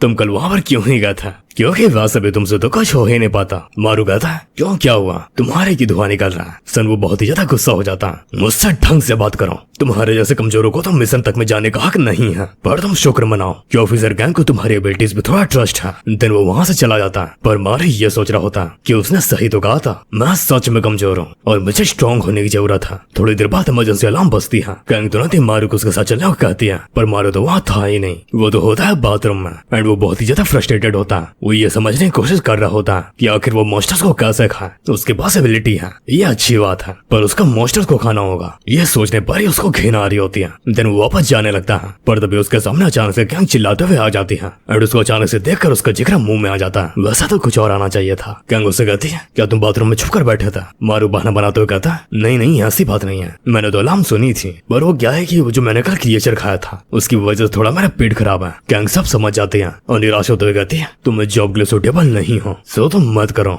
देखो ऐसा कुछ जरूरी नहीं है कि अगर तुम्हारे पास पावर्स होंगी तो तुमने गवर्नमेंट के लिए काम करना ही पड़ेगा, बल्कि तुम्हारे पास एक और ऑप्शन है, तुम एक कॉन्ट्रैक्ट साइन कर सकते हो जिसके चलते तुम ये सब इन्फॉर्मेशन कभी भी डिस्क्लोज नहीं करोगे। बस फिर वो अपनी लाइफ जी सकता है। बस ट्विस्ट ये है कि उस पर 24 घंटे निगरानी रखी जाएगी। मारू हैरान हो जाता है क्योंकि उसके हिसाब से तो यह अभी से भी बुरा है। क्या कहती है, कम से कम ये जंग में मरने से तो अच्छा ही है, क्योंकि तुम्हारे जैसे लोग जंग में ज्यादा देर तक टिक भी नहीं पाएंगे, और अगर तुम्हें जाना ही है सो अभी चले जाओ। वो पास आते हुए कहती है, क्योंकि हम लोगों को यूजलेस लोगों की जरूरत नहीं है। मारू सदमे में ही खड़ा रहता है। थोड़ा टाइम बीतता है, ऑफिस में सभी लोग काम कर रहे होते हैं और गैंग मारू का इंतजार कर रही होती है, क्योंकि उसको ये लगता है कि उसने मारू को जितना भी सुनाया है उसकी वजह से तो मारू की मोटिवेशन आग शुरू हो जाएगी। बट नहीं, ऐसा नहीं होता। वो एक ब्रिज के पास खड़ा होता है और ये मान ही चुका होता है कि नहीं, उसके लिए तो ये चीज बनी नहीं है और उसका बस जिंदा रहने पे फोकस करना चाहिए। लेकिन लेकिन लेकिन उसका नहीं पता है कि वो स्टोरी का एमसी है और वो इससे बचकर नहीं जा सकता। उसका फोन बजता है जिसपे उसकी मम की कॉल आई होती है। वो कॉल उठाता है, उनके हालचाल लेता है, बट मम उसको बताती है कि वो एक माउंटेन पर हाइकिंग करने गई है। ये सुनकर मारू परेशान हो जाता है एंड कहता है, मैंने आपको माउंटेन के पास जाने से मना किया था ना। बट तभी उनका नेटवर्क जाने लगता है। मॉम कहती है, नेटवर्क तो नेटवर्क गया, ऊपर से यहाँ पर इतनी सारी येलो डस्ट कहाँ से आ गई? और ये सुनते ही मारू के तोते उड़ जाते हैं। कॉल कट जाती है और अब शुरू होती है मारू की न्यू आर्क। हम लोगों को दिखाया जाता है माउंटेन का सीन, जहाँ पर डीमन साइड पर टास्क फोर्स पहुंच चुकी होती है। उन लोगों को डीमन नहीं दिख रहा होता, इसीलिए वो बहुत ही ज्यादा कंफ्यूज होता है। बट तभी उनको डीमन दिखता है जो कि एक पेड़ पर चढ़ा होता है और वहाँ पर बैठे बैठे बहुत ही जानते से किसी का हाथ चबा रहा होता है। देन हमें उसका फेस दिखाया जाता है। उसकी फोरहेड पे कोई क्रिस्टल लगा होता है जो कि बहुत जोर से चमक रहा था और उसके फेस पे बहुत ही इविल स्माइल होती है। और वहीं दूसरी तरफ मारू माउंटेन की ओर बहुत ही तेजी से जा रहा होता है और जब वापस से माउंटेन पे जाता है तो वहाँ पर पूरी टीम कुछ ही देर में ढेर हो चुकी होती है और जो जिंदा होता है वो डीमन उनको भी कच्चा ही चबा रहा होता है। ये होता है एक लेवल 5 डीमन। हाँ, लेवल 5 यानी कि अब तक का सबसे पावरफुल डीमन। तभी वहाँ पर उस टीम की लीडर आ जाती है और अगले ही पल वो अपनी क्लोनिंग एबिलिटी का यूज करती है एंड कहती है तुम लोग जाओ और बैकअप को बुलाओ, तब तक इस डीमन को मैं हैंडल करती हूँ। ये सुनता ही तुरंत एक बंदा लैंडलाइन की ओर भागता है और यही एक तरीका था बाकी लोगों को कांटेक्ट करने का, क्योंकि जैसे ये लोडस्ट आती है वहाँ पर कोई भी इलेक्ट्रिकल डिवाइस काम नहीं करता है। कॉल सीधा कनेक्ट होती है हेडक्वार्टर्स में और योयंग को सारी इन्फॉर्मेशन मिलती है और वो बिना समय गवाए तुरंत ही मीटिंग बुलाती है। इस बार सिचुएशन बहुत ही ज्यादा क्रिटिकल है। अचानक से एक लेवल 5 डीमन अपेयर हो गया और वहाँ की टीम उसको हैंडल नहीं कर पा रही है। अगर वो किसी तरीके से माउंटेन से बाहर निकल कर सिटी तक पहुंच गया तो खून की होली हो जाएगी। समय निकल रहा है, हम लोगों को भी एक्शन लेना होगा। वापस से फोकस जाता है मारू पे जो कि कैब से उस माउंटेन तक पहुंच चुका होता है, बट ऑलरेडी वहाँ पर बहुत ही भीड़ होती है। पर उस भीड़ के अंदर उसकी मदद नहीं होती। वो समझ आता है कि वो हाइकिंग पे ही फंस गए हैं। तभी उसकी नजर जाती है एक टास्क फोर्स के ऑफिसर पे जिससे वो अंदर जाने की बात करता है, बट वो उसको रोक देता है। मारू उसको समझाता है कि उसकी मॉम अंदर है, पर नहीं, वो कहता है यहाँ पर जंगली जानवर छूट गए हैं, इसी वजह से किसी को भी आगे नहीं जाने दिया जाएगा। मारू उससे बात करने में टाइम वेस्ट नहीं करता और दूसरे बात में निकल जाता है। वो सोच रहा होता है आज 1 घंटा वाइल्ड एनिमल्स, मुझे पता है वहाँ पर डीमंस हैं और मेरी मॉम की जान खतरे में है। वो दूसरे रास्ते पे जाकर माउंटेन पे चढ़ने लगता है जिसकी वजह से उसको कोई भी नोटिस नहीं कर पाता। हालांकि ऐसे खड़ी चढ़ाई करना बहुत ही ज्यादा खतरनाक है, पर अब बात उसके मॉम के जान की है। वो ऊपर चढ़ने की अपनी पूरी कोशिश कर रहा होता है। सीन जाता है माउंटेन में जहाँ पर चारों तरफ डस्ट होती है और उसके बीच में बैठी होती है मारू की मॉम जो कि अपने फ्रेंड के पैर पकड़े होते हैं, पर वो अगले ही पल अपने हाथों से उसके पैर को मोड़ देती है जिससे उस लेडी को बहुत ही आराम मिलता है। देन वो अपने फ्रेंड से कहते हैं कि वो उसकी पीठ पर आ जाए और वो उसको उठा के नीचे ले जाएगी। पर तभी उनको धुंध के बीच में पहाड़ी के ऊपर कोई दिखता है। वो हैरान होती हैं कि उतनी ऊंचाई में कौन आ गया और धुंध के बीच से किसी का हाथ निकलता है, पर ये डीमन नहीं होता, ये होता है अपना मारू। उसकी मॉम भी शॉक हो जाती है, अगर तुमने मुझे ढूंढा कैसे और तुम वहां तक कैसे पहुंचे? मारू कहता है मैंने आपके इंस्टा पोस्ट को देखा जहाँ पर इसी माउंटेन की लोकेशन पड़ी थी, बट इससे पहले उसकी मॉम कुछ और क्वेश्चन पूछ पाती। वहाँ पर उनकी फ्रेंड आ जाती है एंड कहती है अच्छा तो यही आपका बेटा है, आपको तो उसके ऊपर बहुत ही ज्यादा गर्व होगा। गवर्नमेंट जॉब मिलना एक बहुत ही बड़ी बात होती है और वो भी सिविल सर्वेंट की। मॉम कहते हैं बिल्कुल तुमने सही कहा, अब बस इसकी जल्दी से कोई अच्छी लड़की देखकर शादी करानी पड़ेगी और वो भी मुझे को करना पड़ेगा क्योंकि इसको तो एक भी लड़की खास नहीं डालती। मारू उनसे शांत रहना वो कहता है, बट तभी उसको कुछ सेंस होता है ऐसी फील जो कि इसकी स्पाइन तक को जमा देती है। वो ऊपर देखता है और पेड़ के ऊपर होता है वही डीमन। मुझसे ये मत पूछना कि ये डीमन हर जगह कैसे पहुंच जा रहा, थोड़ा सब्र रखो सब पता चल जाएगा। डीमन को देखते ही मारू का एंग्जाइटी अटैक्स पड़ने लगते हैं, उसकी बॉडी ठिठुर जाती है और बहुत ही जोर से हार्ट में पेन होने लगता है। उसको समझ नहीं आ रहा होता कि वो इस तरीके से अपने मॉम का प्रोटेक्शन कैसे करेगा। वो नीचे गिरने लगता है। मारू की मॉम नहीं समझ पाती कि उसको क्या हुआ, इसी वजह से हड़बड़ी में मारू को जोर से बुलाती है, बट इसी वजह से डीमन उनको नोटिस कर लेता है और अगले ही पल वो उनके ऊपर झपट्टा मार देता है। पर जैसे मारू ये देखता है सब कुछ भूल के वो भी उसके ऊपर कूद जाता है जिसकी वजह से ऊपर से गिरने लगता है। डीमन उसकी मॉम के पास पहुंच ही जाता है। ऐसा लग रहा होता है कि अब उसकी मॉम नहीं बच पाएगी, बट तभी कहीं से कुछ शॉट्स आते हैं जो कि डीमन के बैक में कट जाते हैं। इस अटैक से डीमन जिम्मे पर कोलैप्स कर जाता है और दर्द से कांपने लगता है। मारू को भी नहीं समझ में आ रहा होता कि वो शॉट्स कहां से आए, बट तभी उसकी मॉम कहती है मारू तुम्हारे सर के पीछे क्या है, और जैसे मारू ये चीज देखता है वो भी हैरान हो जाता है और तभी उसका वो डीमन याद आता है जिसके साथ उसका एनकाउंटर फर्स्ट डे पर हुआ था। वो समझ जाता है कि जब भी वो किसी डीमन को खाता है सिर्फ वो उसकी रीजनरेशन को ही नहीं रोकता बल्कि उनकी एबिलिटीज को भी एब्सॉर्ब कर लेता है। देन उसको अपनी पीठ में कुछ महसूस होता है एंड वहां से कुछ निकलता है जो कि होता है एक और क्रिस्टल शॉट। देन वो कहता है तो चलो देखते हैं मेरी ये पावर क्या कर सकती है। मारू देखता है कि वो डीमन अभी तक नहीं उठा होता। वो सोच रहा होता है मैंने तो जितना सोचा था ये डीमन उससे कई ज्यादा कमजोर निकला,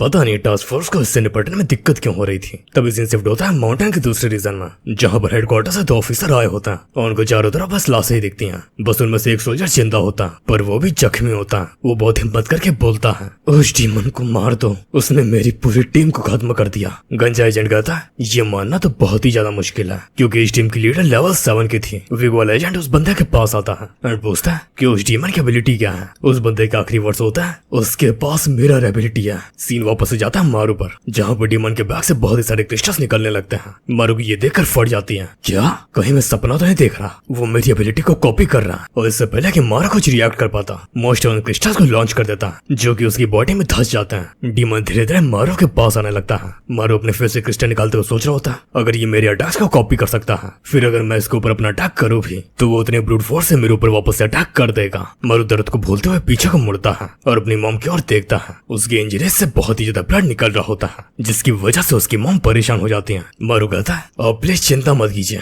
मैं बिल्कुल ठीक हूँ। ये देखिए मेरे सारे घाव भर चुके हैं, आप बस पीछे रहिए, मैं ऐसा संभाल लूंगा। उसकी मॉम को चिंता तो हो रही होती है, बट वो जैसे मारू के फेस में डिटर्मिनेशन को देखती है, उन्हें थोड़ी हिम्मत मिलती है। अब मारू ये चीज बहुत ही अच्छे से समझ चुका है कि वो अपने कर्तव्य से नहीं भाग सकता और उसका कर्तव्य है ह्यूमैनिटी की रक्षा करना। वो अगले ही पल डीमन की ओर रश कर देता है और उसको पकड़कर माउंटेन से कूद जाता है। हाँ, यही था उसका प्लान, ताकि वो इस फाइट को अपनी मॉम से दूर ले जा सके। उसकी मॉम डर के मारे जोर से चिल्लाती है, पर उनको सिर्फ उड़ते हुए परिंदे दिखते हैं। हम लोग देखते हैं मारू सीधा माउंटेन के नीचे गिरा हुआ होता है और वो हिल भी नहीं पा रहा होता। लेकिन यह आराम का टाइम नहीं है। वो किसी तरीके से हिम्मत जुटाता है और अपने पैरों पे खड़ा हो जाता है। वो देखता है उसके नीचे डीमन पड़ा होता है और वो भी रिजनरेट कर रहा था। वापस से हम लोग देखते हैं एजेंट्स को, पर उनके सामने बहुत ही बड़ी प्रॉब्लम आ चुकी होती है। उनके सामने होता है उसी कॉपी डीमन का पूरा झुंड, जिसमें से हर एक डीमन लेवल 5 का है। सब सारी चीजें क्लियर है कि लेवल 5 डीमन ने इतना कियोस्क कैसे मचा दिया। गंजा कहता है वो जो यहाँ की टीम की लीडर थी, उसके पास डुप्लीकेशन की एबिलिटी थी, जिसको कि इस मिरर डीमन ने कॉपी कर लिया।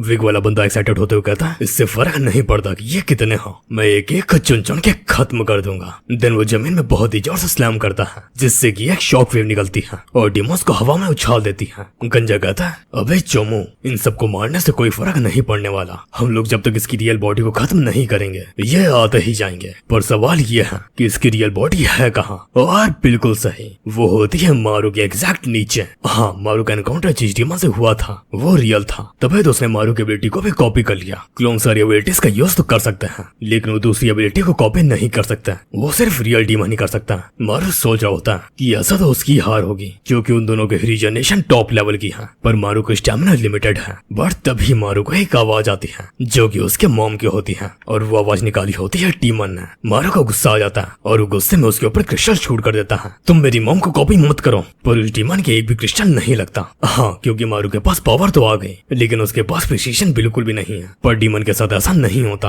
वो क्रिस्टल को अपने हाथ में लेता है और मारू के ऊपर लॉन्च कर देता है, जो कि सीधा लगता है मारू के शोल्डर पर। मारू दर्द से करहा जाता है और गुस्से में एक ही बार में सारे क्रिस्टल्स को उसके ऊपर शूट कर देता है, जिसमें से एक क्रिस्टल डीमन के भी कंधे पर धस जाता है। इस चीज को देखकर मारू खुश हो ही रहा था, पर डीमन तुरंत ही उस क्रिस्टल को अपनी बॉडी से बाहर निकाल लेता है एंड उसकी बॉडी रीजनरेट भी हो रही थी। मारू का दिमाग और भी ज्यादा सनक जाता है। वो कह रहा होता है, ये डीमन हालांकि मेरे अटैक्स को कॉपी तो कर सकता है, पर इसकी हीलिंग एबिलिटी मेरे से कमजोर है। और तभी उसको पहले की कैंग के साथ की अपनी कन्वर्सेशन याद आती है, जहाँ पर कैंग उसे कह रहे होती है, तुम कभी भी मेरी बात नहीं सुनते हो। मारू उठते हुए कहता है, मैं सास से इसके लिए बना ही नहीं हूँ। कैंग उसको सहारा देती है एंड उठाते हुए कहती है, तुम बस हर्ट होने से डरते हो, पर ये बात मत भूलो कि गोल्डन डस्ट के अंदर तुम रीजनरेट भी कर सकते हो। मारू कहता है, लेकिन दर्द तो होता है ना। कैंग कहती है, तुम्हारे पास सिर्फ लड़ने का एक ही तरीका है, जितना हो सके तुम उतने डीमंस को खाओ। मारू कहता है, क्या सच में कोई और रास्ता नहीं है? कैंग कहती है, देखो, अगर तुम डीमन को जान से मारना चाहते हो तो तुम्हें उसका सिर धड़ से अलग करना पड़ेगा,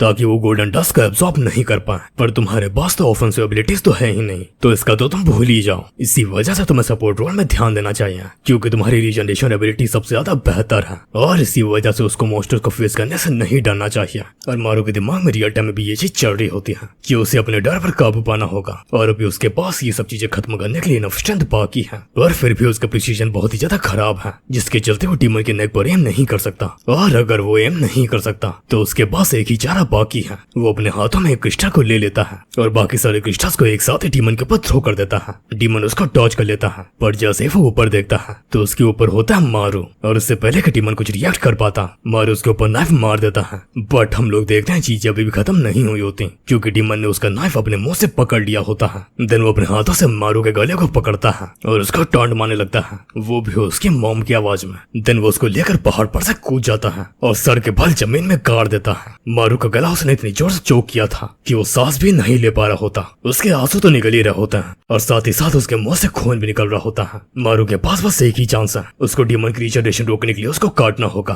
बट इससे पहले कि मारू ही कर पाता, डीमन उसको नेक से खाने लगता है, और इसी वजह से मारू डीमन को बाइट नहीं कर पाता। बट तभी वो अपनी बैग से एक नाइफ निकालता है और डीमन के गले में घुसेड़ देता है। उसके गले के घाव से काफी तेजी से खून निकल रहा होता है और उसकी आंखों के सामने अंधेरा छाने लगता है। वो सोच रहा होता है, क्या मैं हील क्यों नहीं कर पा रहा हूँ? नहीं, ऐसा नहीं हो सकता। क्या उस डीमन ने मेरी ग्लूटेनी एबिलिटी भी कॉपी कर ली और मैं रीजनरेट नहीं कर सकता? उसका खून रुकने का नाम नहीं ले रहा होता। वो ग्राउंड में कोलैप्स कर जाता है और डीमन उसको फिनिश करने के लिए उसके पास आने लगता है। मारू फिर से सोच में चला जाता है और वापस से कैंग की कन्वर्सेशन को याद करता है। जब वो जमीन में इसी तरीके से गिरा पड़ा था तब कैंग उससे कहती है, तुम आखिर कब तक एक्सट्रीम सिचुएशन में जमीन में गिरे रहोगे। मारू कहता है कि उसमें इसकी कोई गलती नहीं है, बस उसको पैनिक अटैक्स पड़ता है जिसके चलते उसका हार्ट बीट बहुत ही ज्यादा तेज हो जाती है और उसकी बॉडी फ्रीज हो जाती है। कैंग उसका मोटिवेट करती है, तो फिर तुम उसको ओवरकम क्यों नहीं करता? तुम जितना ज्यादा मौत से डरोगे मौत तुम्हारे उतने ही नजदीक आती जाएगी। तुम्हें अपनी मौत की चिंता नहीं करनी चाहिए बल्कि अपना कर्तव्य निभाना चाहिए, जो कि है जनता की रक्षा करना।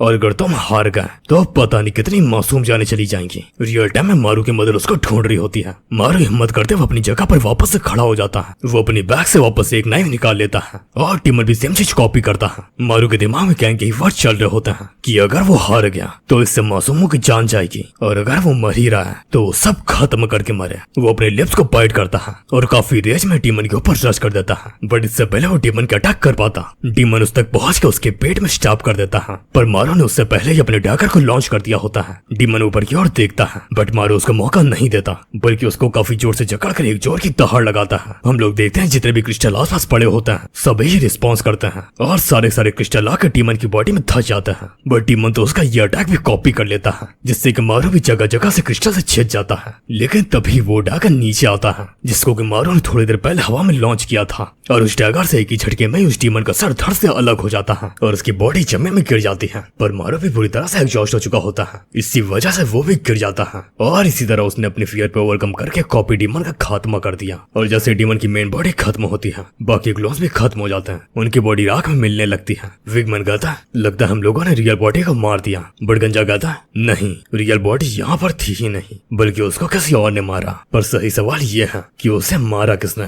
हम लोग देखते हैं मारू के घाव बढ़ने लगते हैं और हाँ, इस बार वो मौत के मुंह से निकला है तो ऑब्वियसली उसका कैरेक्टर डेवलपमेंट तो होगा ही। वो अपनी मदर को ढूंढने लगता है बट तभी उसको अपने फादर की वॉइस सुनाई देती है जो कि खाने को कह रहे होता है। मारू अपनी जगह पर रुक जाता है। उसके फादर मोस्टर की तरफ फिंगर करते हुए कहता है, जल्दी से उस मोस्टर को खा लो इससे पहले कि उसकी बॉडी वेपराइज हो जाए। मारू समझ जाता है कि उसके फादर क्या कहना चाहता है। इस डीमन के पास बहुत ही यूनिक और तगड़ी एबिलिटी है और अगर वो इस डीमन को खाता है तो वो भी उसकी एबिलिटी को इनहेरिट कर सकता है। उसे डीमन की प्रोफेसी भी याद आती है जिसमें वो बता रहा था कि 1 साल के अंदर अंदर एक वक्त आएगा जब आसमान से डीमंस की बारिश होगी और धरती में खून की नदियां बहेंगी। मारू आगे बढ़ते हुए सोच रहा होता है कि अगर उसे अपनी मदर और इंसानियत की रक्षा करनी है तो उसे ये करना ही होगा। वो डीमन की बॉडी को पकड़ लेता है और डिवोर करता है। उसकी पर्सनैलिटी पहले से काफी ज्यादा बदल चुकी होती है क्योंकि वो अपने फेथ को एक्सेप्ट कर चुका है। वो अपने फेथ से डीमन ब्लड को पोसता है और ऐलान करता है कि उसके रास्ते में जो भी स्ट्रॉन्ग डीमन आएगा वो उसको खत्म करके खा जाएगा। यही एक रास्ता ह्यूमैनिटी की रक्षा करने का। अगले दिन उसकी मॉम हॉस्पिटल में उठती है एंड वो बहुत ही ज्यादा कंफ्यूज होती है।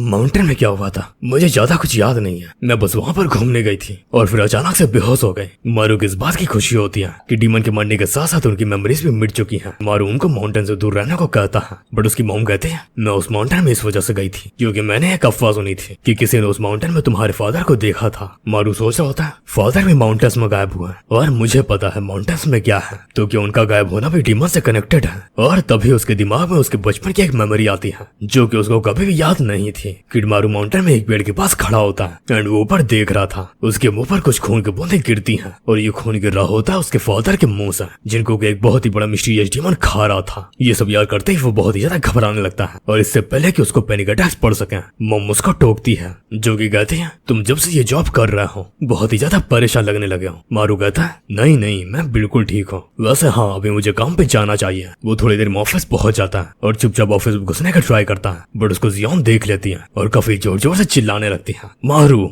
आखिर तुम कल तक कहाँ थे, तुम बिना पता ऐसा ही गायब नहीं हो सकता। बट इससे पहले कि मारू को जवाब दे पाता सर वो इंटरवेंट करते हुए कहता है, क्या तुम्हें अभी भी समझ नहीं आया, ये गार्ड डर के मारे यहाँ से भाग गया था। मारू ये चीज एक्सप्लेन कर सकता था कि वो अपनी मदर को बचाने गया था बट वो ये सब चीजें बताना जरूरी नहीं समझता। तभी वहाँ पर गैंग की एंट्री होती है जो कि मारू को बचाते हुए कहती है, ये कल बीमार था इसी वजह से मैंने उसको 1 दिन की छुट्टी दी थी। और मारू ये देखकर हैरान हो जाता कि आखिरकार वो उसको बचा क्यों रही है। गैंग उसको घूर रही होती है ताकि वो बिल्कुल चुप रहे। जियोन गैंग के पास आती है और कहती है, तुम्हें कम से कम ये चीज मुझे बताना चाहिए था। गैंग उससे माफी मांगती है बट जियोन और गैंग के बीच में एक क्लैश शुरू हो जाता है। लेकिन इससे पहले कि उनके आर्गुमेंट पड़ पाता है एक इमरजेंसी अलार्म बजती है। गैंग तुरंत अपनी जैकेट पहन लेती है एंड कहती है, लेवल 2 डीमन अपेयर हुआ, इसको मैं देख लूंगी। बट अचानक से मारू उठता है और वो भी साथ जाने की बात को कहता है और ये सुनते ही सब लोग चौंक जाता है। उनकी टीम माउंटेन में पहुंच जाती है। गैंग मारू एंड योसियोक। मारू गैंग से कहता है, आखिर मेरा इल्जाम तुमने अपने ऊपर क्यों लिया? कैंग कहती है तुम इस वजह से गया था क्योंकि मैं तुम्हारे ऊपर बहुत ज्यादा हार्श थी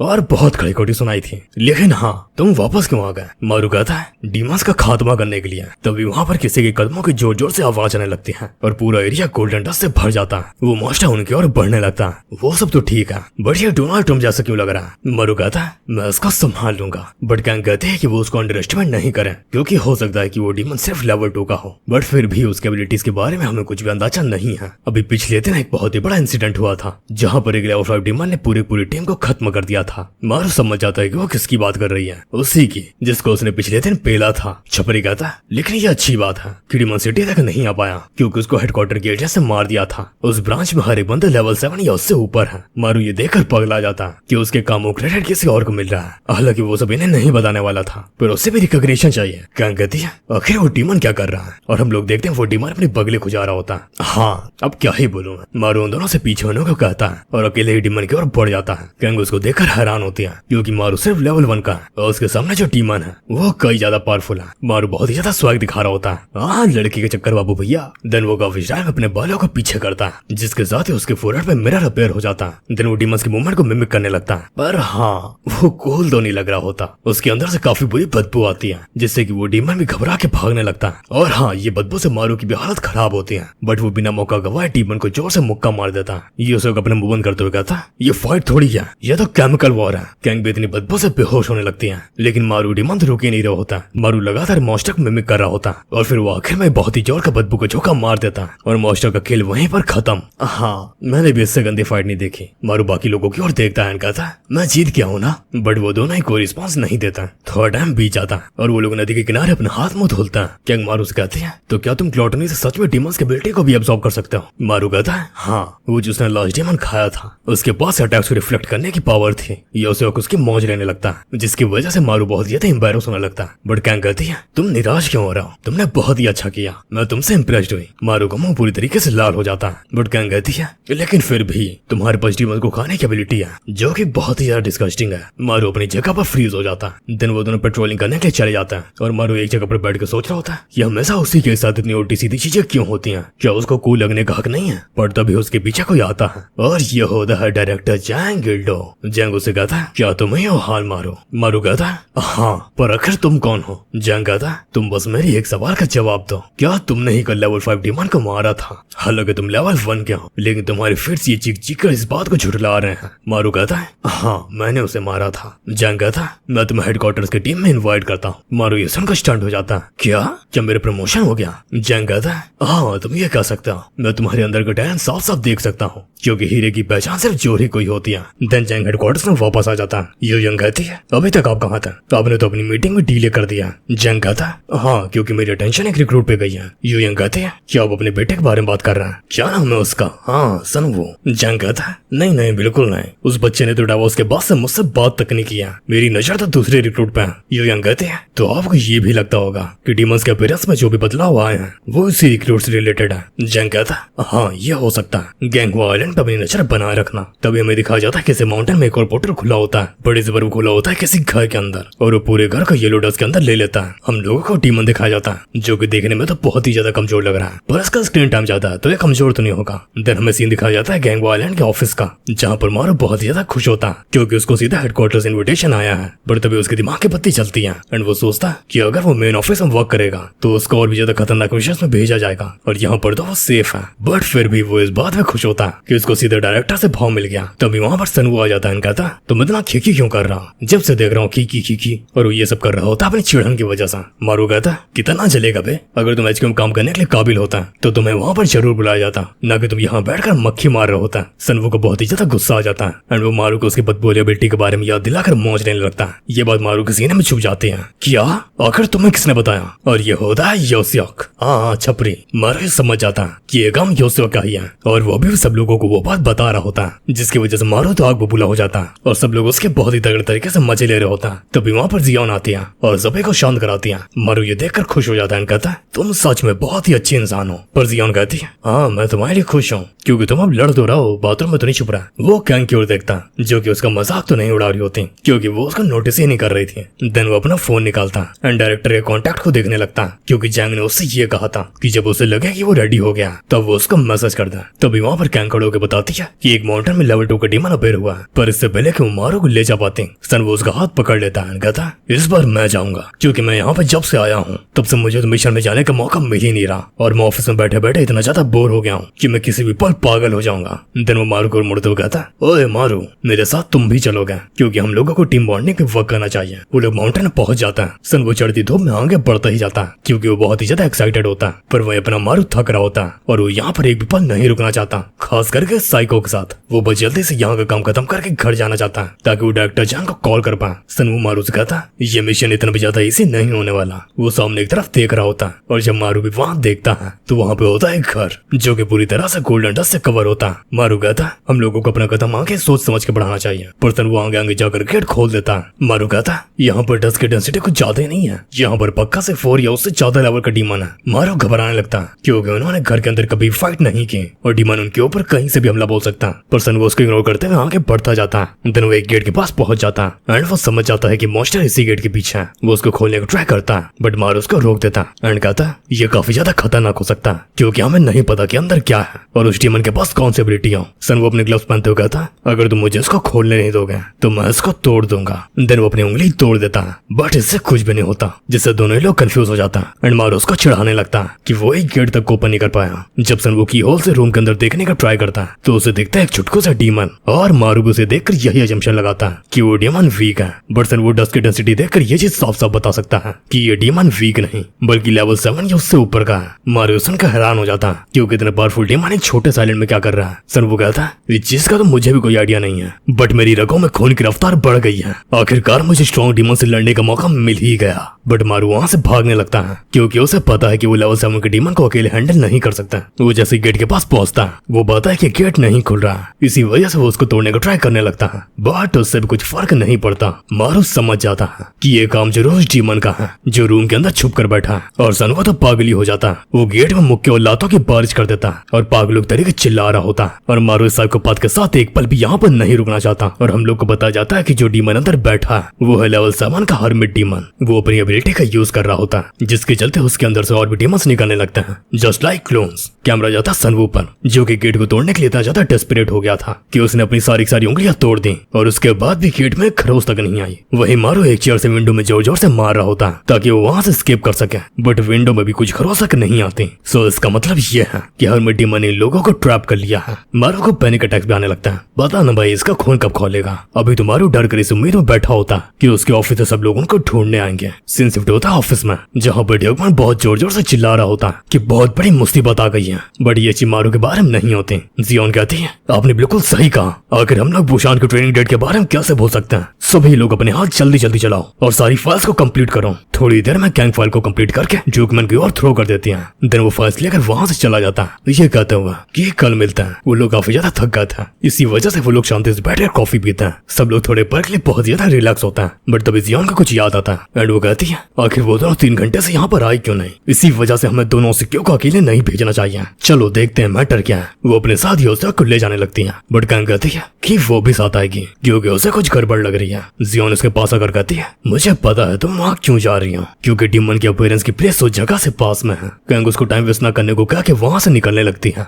थोड़ा टाइम बीत जाता है और ये लोग उस हाउस के बाहर पहुंच जाता है जहाँ पे डीमन अपीयर हुआ है। वो जैसे ही वहाँ से अंदर जाता है उन्हें वो दोनों नहीं दिखता, बट तभी योसियो को धुंध में कोई दिखता है और ये होता है अपने चंगू मंगू जो कि डर के मारे उन्हीं की ओर भागे आ रहा होता है। लेकिन इससे पहले कि वो बाहर तक पहुंच पाता है गेट बंद हो जाता है। ये देखकर वो दोनों अपना माथा पीट लेता है। कोई समझ नहीं पा रहा होता कि इन दोनों को क्या हुआ। वो दोनों इन सबको सारी सिचुएशन अच्छे से एक्सप्लेन करते हैं। देन सभी लोग उसी गेट के बाहर खड़े हो जाता है। जियोन समझ जाती है कि ये डीमन ना खुद बाहर निकलेगा और ना ही हम सबको निकलने देगा। तभी गैंग आगे आ जाती है एंड सभी लोगों को पीछे हटाकर एक कटाना फॉर्म कर लेती है। देन वो उस गेट में अपनी कटाना को काफी जोर से स्लैश करती है, बट उससे एक स्क्रैच तक नहीं आता, जिसको देखकर छपरी तो चौंक जाता है। तभी जियोन भी अपनी स्लीव्स ऊपर करते हुए आगे आती है। उसके स्लीव्स में एक मकड़ी छुपी होती है। हाँ यही है उसकी एबिलिटी, क्योंकि वो है स्पाइडर राक्षस एबिलिटी यूजर। वो उस मकड़ी को कीहोल से अंदर जाने को कहती है, बट कीहोल छोटा होता है और मकड़ी मोटी होती है, इसी वजह से वो अंदर नहीं जा पाती। पर जियोन उसको प्यार करने लगती है, जिसको देखकर हमारे साथ साथ मारू भी हैरान होता है। वो समझ जाता है कि ये पगला आ गई है। सनवो छपरी से कहता है कि वो खड़े होकर देखने की बजाय कुछ करे तो उससे ज्यादा फायदा होगा।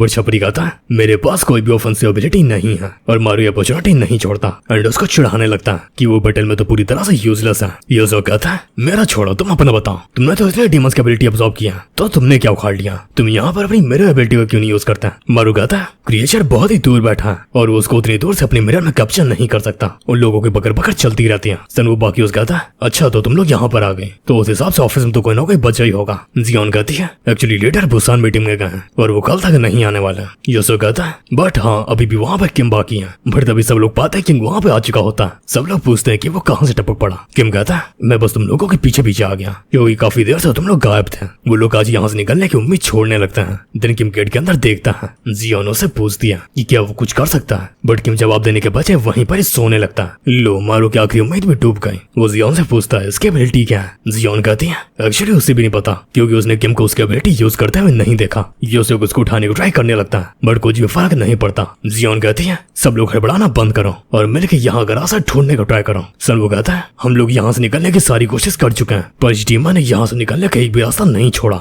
जियोन उसको समझाती है कि हम लोग हाथ में हाथ रखकर मौत का इंतजार नहीं कर सकता। योसो कहता है क्यों ना हम लीडर का वेट करें, ये डीमन तो हम पर अटैक कर ही नहीं रहा है और कल तो लीडर आ ही जाएंगे। मारू नर्वसनेस की वजह से अपने नाखून चबा रहा होता है। तभी उसकी नजर कैंग पे जाती है जो कि बहुत सीरियस होकर खड़ी होती है। मारू को वो काफी ज्यादा अजीब लग रही होती है। किसी को भी समझ में नहीं आ रहा होता कि डीमन उन पर अटैक क्यों नहीं कर रहा है। तभी वहाँ पर भूकंप आने लगता है। कैंग तुरंत ही उसके सोर्स की ओर भागती है एंड वो देखती है कि घर के सीलिंग और दीवारें नजदीक आ रही हैं। हाँ ये पूरा घर ही श्रिंक हो रहा है। सभी लोग डर जाते हैं क्योंकि अगर उन लोगों ने जल्दी एक्शन नहीं लिया तो उन सबका कीमा बन जाएगा। सनवू कहता है हरमिट डीमन खुद बाहर नहीं आएगा, वो इस घर को तब तक श्रिंक करता जाएगा जब तक सिर्फ हरमिट डीमन ही बचे और अगर हम लोग वॉल्स को डिस्ट्रॉय करने का रास्ता नहीं ढूंढ पाए तो हमारी चटनी बन जाएगी। मारू सोच में पड़ जाता है कि अब वो क्या करेगा। तभी हमें एक फ्लैशबैक दिखाया जाता है जहाँ पर दो लोग खेती कर रहा होता है। कैंग वहाँ पे आती है और उनको हाय बोलती है। उसे देखते हैं उसका भाई उसकी ओर खूब जोर से दौड़ता है। यही थी कैंग की फैमिली, एक भाई और ग्रैंड माँ जिनके साथ ही वो हंसी खुशी अपनी लाइफ बिता रही थी। रात हो जाती है और वो लोग सब साथ में सो रहे होते हैं बट कैंग अपने भाई को वॉल्स में पेंटिंग बनाने के लिए डांटती है। उसका भाई कहता है अरे यही चीजें तो बाद में याद आएंगी।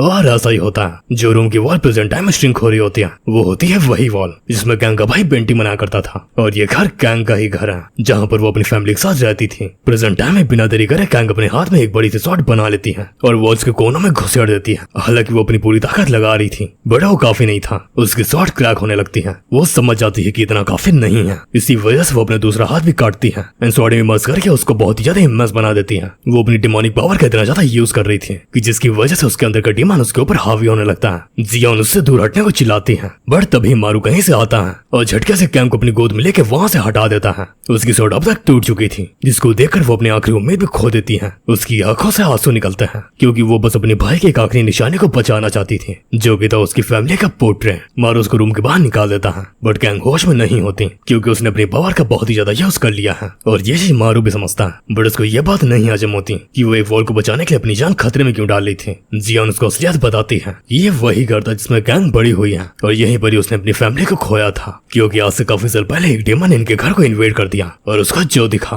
वो उसको मारता गया बट कैंग उससे बचने में कामयाब हो गई क्योंकि उसने किसी तरीके से डीमन की एबिलिटी को एब्सॉर्ब कर लिया था। मारू उसकी फीलिंग्स को समझता है। योसियो कहता है सब लोग इधर देखो, हाउस श्रिंक होना तो पूरी तरह से बंद हो गया है, अब ये 1 इंच भी नहीं हिल रहा बट अगर ऐसे ही चलता रहा तो वो अभी नहीं तो बाद में अपनी जान से जरूर हाथ धो बैठेंगे। जियोन नोटिस करती है कि जहाँ पर कैंग ने अपनी शॉट से हमला किया था वहाँ पर वॉल का कुछ हिस्सा टूट गया है। इसीलिए उसके दिमाग में एक तरकीब आती है और वो सबको बताती है कि बूंद बूंद से घड़ा भरता है। थोड़ी देर बाद ही हम लोगों को उस घर के अंदर से ठोका पीटी की आवाज आने लगती है। जब हम लोग अंदर का नजारा देखते हैं तो समझ जाते हैं कि उसका प्लान क्या था।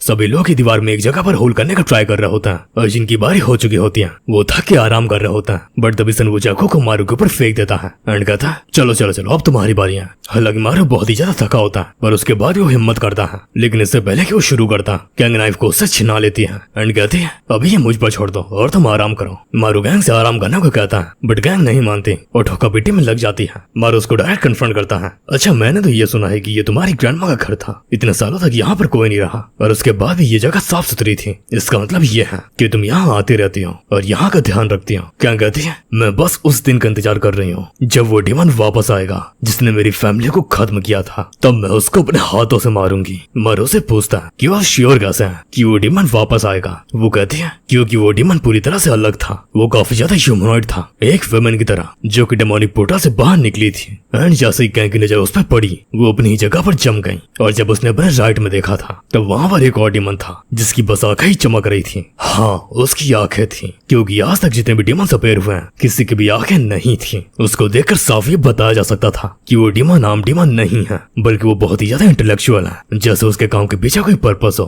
और अगर प्रोफेसी सच होती है और डीमंस की बारिश होती है तो पक्का वो डीमन वापस जरूर आएगा। मारू ये सब जानकर ये बात समझ जाता है कि कैंग के लीड होने के बावजूद वो इस आइलैंड पे क्यों रुकी है। कैंग कहती है, तुम्हें मेरा रीजन सुनकर बहुत ही अजीब लग रहा होगा। मारू रिप्लाई देता, नहीं, मेरा रीजन तो और भी ज्यादा बेकार है और मैं ये सब काम सिर्फ पैसे के लिए ही कर रहा हूँ। कैंग कहती है, अगर तुम्हारी बात सच है तब तो तुम काफी जल्दी सियोल हेडक्वार्टर्स में पहुंच जाओगे, क्योंकि वहाँ पर तो और भी अच्छी सैलरी मिलती है। मारू उससे पूछता है कि आखिर उसको कैसे पता चला। कैंग कहती है, क्योंकि मैंने जंग से तुमसे बात करते हुए देख लिया था। देन कैंग कुछ मारू को कहने वाली थी जो कि वो बहुत टाइम से नहीं कह पाई, बट इससे पहले कि वो कुछ कह पाए वो जगह वापस से श्रिंक होने लगती है।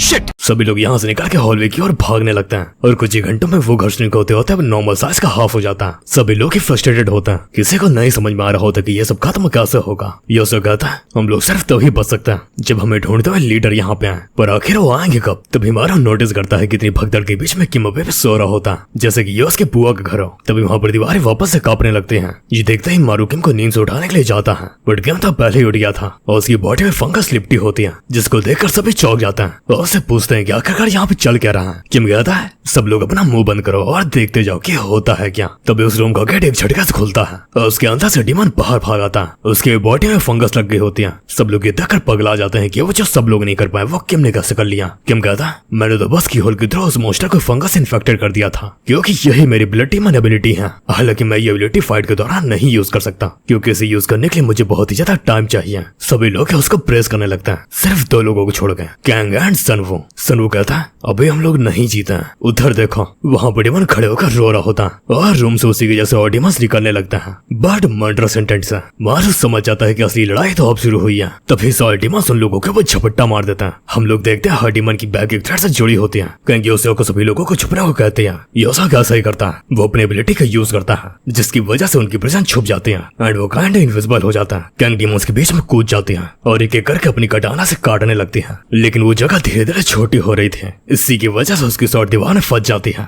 और इसी का फायदा उठाकर डीमन उसकी शॉट पर चढ़ के उसके ऊपर झपट्टा मारने लगता है। बट इससे पहले कि डीमन उस तक पहुंच पाता, मारू उछल के आता है और डीमन के गुद्दे को अपने मुंह में भर लेता है। हालांकि मारू उस डीमन को खा रहा था, बट फिर भी वो क्रिएचर थोड़ी हिम्मत जुटाता है और हाथ उठाकर अपनी पावर का यूज करता है, जिसकी वजह से काफी तेजी से पूरी रोफ उनकी ओर बढ़ने लगती है। योसो कहता है, नहीं, इस तरह से तो हम लोग कुछ ही सेकंड में मर जाएंगे। मारू अपनी मिरर एबिलिटी का यूज करते हुए कहता है, नहीं, मैं ये नहीं होने दूंगा, और अपनी पावर से छत की मूवमेंट को रोक देता है। लेकिन इसकी वजह से वो अपनी जगह से मूव नहीं कर पा रहा होता, सो उसके ऊपर बाकी डीमन से अटैक कर देता है। बट इससे पहले कि वो उसके पास पहुंच पाता है, उनका सर धड़ से अलग हो जाता है और ये सब किया होता है सर्वो ने। तभी मारू उसको पीछे देखने को कहता है, बट तब तक देर हो जाती है और एक डीमन उसके पुड़का भर लेता है। एक एक करके सारे डीमन उसको घेरने लगता है और खाने लगता है। बट तभी कोई चीज उन डीमन पे हमला करके उनको मार देती है और ये होती है जियोन की स्पाइडर, जो कि अब बहुत ही ज्यादा मैसिव हो गई है। वो एक जगह में खड़ी होकर स्पाइडर को कंट्रोल कर रही होती है और कैंग एंड सनवू धड़ाधड़ मॉन्स्टर्स को मारते जाता है। इनको देखकर मारू योसा को नजरें मिलाता है और हंसने लगता है। वो एक दूसरे को दिलासा देता है कि हालांकि वो डीमंस को नहीं मार रहा है, पर फिर भी वो अपना रोल अच्छे से निभा रहा है। लेकिन जियोन को समझ में नहीं आ रहा होता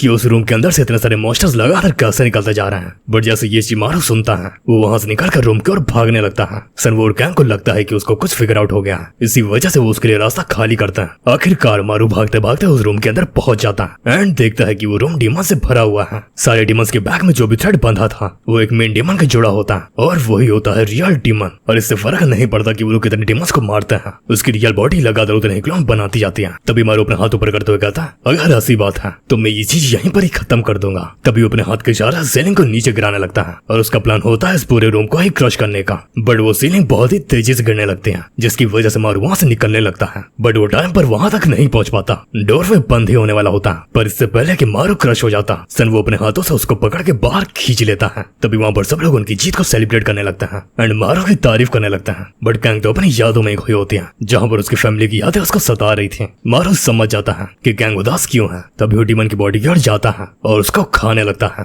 बाकी सब लोग उसको देखकर हैरान होता है कि वो कर क्या रहा है। लेकिन मारू ने तो कसम खाई थी कि उसके रास्ते में जितने भी पावरफुल डीमंस आएंगे, मारू उनको डिवोर करके खुद पावरफुल बनेगा। उस डीमन को खाने के बाद उसके पास एक और एबिलिटी आ जाती है एंड वहां पर थोड़ी डस्ट बाकी होती है, इसीलिए वो अपनी एबिलिटी का यूज करता है और हॉलवे की दीवार को पीछे ढकेलने लगता है बट थोड़ी देर में वहां से टच छट जाती है और मारू उस वॉल को और ज्यादा मूव नहीं कर पाता। तभी कैंग मारू के पास में आकर उसका हाथ पकड़ लेती है एंड कहती है बस बहुत हुआ, इतना ही काफी है। वो देखो तुमने ड्राइंग रिस्टोर कर दिया और मेरी फैमिली की आखिरी निशानी बचा लिया। थोड़ा टाइम बीत जाता है, सीन शिफ्ट होता है ऑफिस में जहाँ पर ड्यूकमैन वापस आ चुका होता है और वो बहुत ही ज्यादा खुश होता है। इसी वजह से वो सबके लिए मिठाई भी लाया होता है, बट उसको ऑफिस में कोई भी नहीं दिखता। इसी वजह से वो रेस्टरूम में देखने के लिए आगे बढ़ता है, बट इससे पहले वो गेट ओपन कर पाता उसके फोन में डायरेक्टर जैंग की कॉल आ जाती है जो कि उसको बताता है कि मारू का हेडक्वार्टर ज्वाइन करने का ऑफर दिया गया था, बट उसने रिफ्यूज कर दिया। ड्यूकमैन जब गेट खोल कर अंदर देखता है तो वहाँ पे 2 हॉटी सो रही होती है। रुको रुको जूम कर देता हूँ, तुम लोग भी अच्छे से ताड़ लो। और उसी रूम में दूसरी तरफ लॉन्डे भी सो रहे होता है जिनको तुम लोग शायद नहीं देखना चाहोगे। ड्यूकमैन अपनी टीम को देखकर खुश होता है, चीजें बहुत ही अच्छी जा रही होती हैं। बट मानवा के अगले ही पैनल में हम लोगों को मारू कई टुकड़ों में कटा हुआ दिखता है और कोई उसकी तरफ जान बचाने के लिए चीख रहा होता है। बट यह सब हुआ कैसा, इसका तो पता लगेगा अगले ही एपिसोड में। सो मिलते हैं नेक्स्ट वीडियो में। You are watching Anime Nexus, signing out.